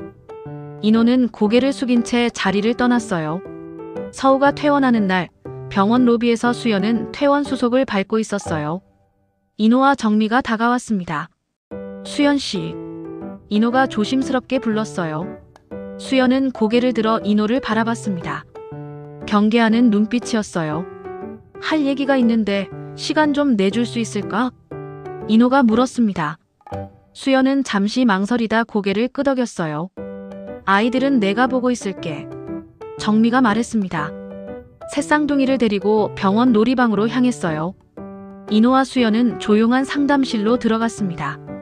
문이 닫히자 인호는 수연 앞에 무릎을 꿇었습니다. 수연은 놀라 뒤로 물러섰어요. 회장님, 뭐 하시는 거예요? 미안하다. 인호의 목소리가 떨렸습니다. 정말 미안해. 인호는 고개를 숙였어요. 눈물이 바닥에 떨어졌습니다. 준영이를 지켜주지 못했어. 그리고 너와 아이들을 힘들게 만들었어. 인호의 목소리가 갈라졌습니다. 내 잘못이야. 수연은 인호를 내려다봤어요. 눈물이 흘러내렸습니다. 일어나세요. 수연이 말했습니다. 하지만 인호는 일어나지 않았어요. 용서해줄 수 없다는 거 안다. 하지만 속죄하고 싶구나. 제발 기회를 줘. 인호가 떨리는 목소리로 말했습니다. 수연은 고개를 돌렸어요. 일어나세요. 제발이요. 수연의 목소리도 떨렸습니다. 인호는 천천히 일어났어요. 두 사람은 마주 섰습니다. 미안하다는 말로 다 되는 건 아니에요. 수연이 말했습니다. 당연하지. 준영 씨가 얼마나 회장님을 믿었는지 아세요? 아버지가 인정해 주실 거라고, 손주들을 보시면 달라지실 거라고. 그렇게 믿었어요. 수연의 목소리가 커졌어요. 근데 회장님은 준영 씨를 그렇게 만든 것도 모자라 그 책임까지 덮어 씌우셨잖아요. 수연은 울면서 소리쳤습니다. 인호는 고개를 숙였어요. 변명 같은 거 안 해. 다 내 잘못이다. 인호는 주머니에서 서류를 꺼냈습니다. 공식 사과문과 재발 방지 대책이야. 이미 로펌에서 발표했어. 수연은 서류를 받아들었습니다. 읽어 내려갔어요. 그리고 수연이 내가 진 빚 다 갚았다. 그동안 고생 많았더구나. 그것도 모두 미안하다. 인호가 말을 이었습니다. 너와 아이들이 살 집도 준비했어. 넓고 밝은 곳이야. 필요한 거 있으면 말만 하거라. 무엇이든 다 지원할게. 수연은 서류를 내려놓았어요. 인호를 바라봤습니다. 그걸로 용서받을 수 있다고 생각하세요? 아니. 인호는 고개를 저었어요. 용서받을 수 없지. 하지만 최소한의 책임은 지고 싶다. 수연은 창밖을 바라봤습니다. 한참 동안 아무 말도 하지 않았어요. 조건이 있어요. 수연이 입을 열었습니다. 인호는 고개를 들었어요. 아이들이 우선이에요. 아이들이 원하지 않으면 할아버지로 인정받으려 하지 마세요. 수연의 목소리는 단호했습니다. 그리고 감정을 강요하지 마세요. 아이들한테도 저한테도요. 인호가 고개를 끄덕였습니다. 천천히, 점진적으로 교류할 거예요. 아이들이 받아들일 때까지요. 그렇게 하마. 인호는 약속했습니다. 서진, 그리고 하나 더. 준영이 이야기해 주세요. 아이들한테 아빠가 어떤 사람이었는지. 수연의 목소리가 떨렸습니다. 인호의 눈에서 눈물이 흘러내렸어요. 꼭 그렇게 할게. 두 사람은 상담실을 나왔습니다. 놀이방에서 정미가 아이들과 놀고 있었어요. 새아이가 할머니 주위를 빙글빙글 돌며 웃고 있었습니다. 할머니, 이거 봐요. 민우가 블록으로 만든 탑을 보여줬어요. 정미는 환하게 웃으며 고개를 끄덕였습니다. 우와, 우리 민우 정말 잘 만들었다.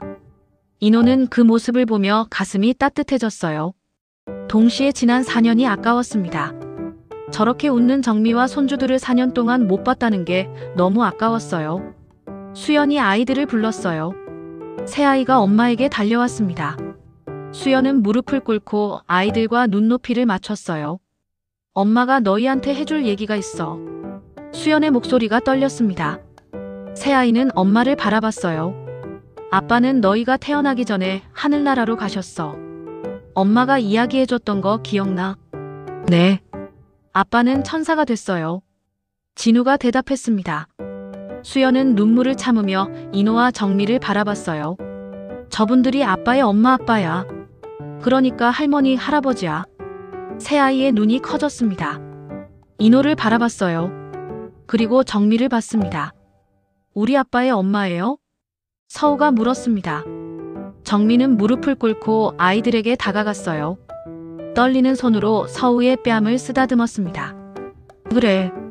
할머니가 너희 아빠를 낳았단다. 정미의 목소리가 갈라졌어요. 눈물이 쏟아져 내렸습니다. 할머니가 너희를 너무 늦게 만났어. 정말 미안해. 정미는 서우를 꽉 껴안았습니다. 그리고 민우와 진우도 안았어요. 새아이를 품에 안은 정미는 소리내어 울었습니다. 미안해. 할머니가 정말 미안해. 민우가 할머니의 등을 토닥였어요. 괜찮아요, 할머니. 울지 마세요. 그 순간 정미의 울음이 더 커졌습니다. 4살 아이가 어른을 위로하고 있었어요. 얼마나 힘든 삶을 살았으면 이렇게 어른스러워졌을까? 인호는 그 모습을 보며 서 있었습니다. 다가가고 싶었지만 다리가 떨렸어요. 자격이 없는 것 같았습니다. 진우가 인호를 올려다봤어요. 할아버지는 병원에서 서우 살려주신 분이죠? 인호는 고개를 끄덕였습니다. 목이 메어 말이 나오지 않았어요. 고마워요. 진우가 인호에게 다가와 손을 내밀었습니다. 작고 따뜻한 손이었어요. 인호는 진우의 손을 잡았습니다. 손이 떨렸어요. 할아버지. 인호의 입에서 말이 나오지 않았습니다. 그저 진우의 손을 꽉 쥐고 눈물을 흘렸어요. 할아버지, 왜 울어요? 서우가 물었습니다. 인호는 무릎을 꿇고 새 아이 앞에 섰어요. 할아버지가 너희를 너무 늦게 만났어. 너희 아빠가 너희 이야기하고 싶어 했는데 할아버지가 못 들어줬어. 인호의 목소리가 떨렸습니다. 너희 아빠가 큰 선물 3개 가져간다고 했는데 할아버지는 그게 너희인 줄 몰랐어. 정말 미안해. 인호는 고개를 숙였어요. 눈물이 바닥에 떨어졌습니다. 민우가 인호의 뺨을 닦아줬어요. 작은 손이 인호의 얼굴을 쓰다듬었습니다. 괜찮아요, 할아버지. 이제 만났잖아요. 그 말에 인호는 무너졌습니다. 민우를 꽉 안았어요. 그리고 진우와 서우도 안았습니다. 수연은 그 모습을 보며 눈물을 흘렸습니다. 미울 수도 있는 할아버지를 아이들은 받아들이고 있었어요. 순수한 마음으로. 한참 후 인호는 아이들을 놓아줬습니다. 눈물을 닦으며 일어섰어요. 너희 아빠 이야기해 줄게. 아빠가 어떤 사람이었는지, 너희를 얼마나 사랑했는지. 인호가 약속했습니다. 새아이는 고개를 끄덕이며 웃었어요. 그날 오후 인호는 수연과 아이들을 새 집으로 안내했습니다. 넓은 아파트였어요. 햇살이 가득 들어오는 곳이었습니다. 우와, 엄마, 여기 우리 집이에요? 민우가 환호하며 집안을 뛰어다녔어요. 진우와 서우도 따라 뛰었습니다. 수연은 거실 창문 앞에 서서 밖을 바라봤어요. 공원이 보였습니다. 아이들이 마음껏 뛰어놀 수 있는 공원이었어요. 수연아. 인호가 다가왔습니다. 이게 끝이라고 생각하지 말아줘. 아직 내게는 갚아야 할 게 많으니 차근차근 함께 시작하자구나. 수연은 고개를 끄덕였어요. 아직 용서할 수는 없었습니다. 하지만 시작은 할 수 있었어요. 인호는 정미와 함께 집을 나섰습니다. 차에 오르기 전 인호는 아파트를 올려다봤어요. 창문 너머로 새아이가 손을 흔들고 있었습니다. 인호도 손을 흔들어줬어요. 가슴이 따뜻해졌습니다. 차 안에서 정미가 남편의 손을 잡았어요. 여보, 고마워요. 내가 해야 할 일을 한 것뿐이야. 인호는 아내의 손을 꽉 잡았습니다. 이제부터 제대로 할 거야. 준영이한테, 수연이한테, 아이들한테. 알아요. 당신이 잘할 거예요. 두 사람은 집으로 향했습니다. 새 아파트에서 수연은 아이들을 재웠어요. 새아이가 나란히 누워 자고 있었습니다. 수연은 창가에 앉아 밤하늘을 바라봤어요. 별이 빛나고 있었습니다. 준영 씨, 우리 잘할 수 있을까요? 수연은 속으로 중얼거렸습니다. 바람이 불었어요. 마치 준영이가 대답하는 것 같았습니다. 수연은 눈물을 닦고 미소 지었어요. 아이들을 바라봤습니다. 우리 아가들, 이제 괜찮을 거야. 엄마가 꼭 지켜줄게.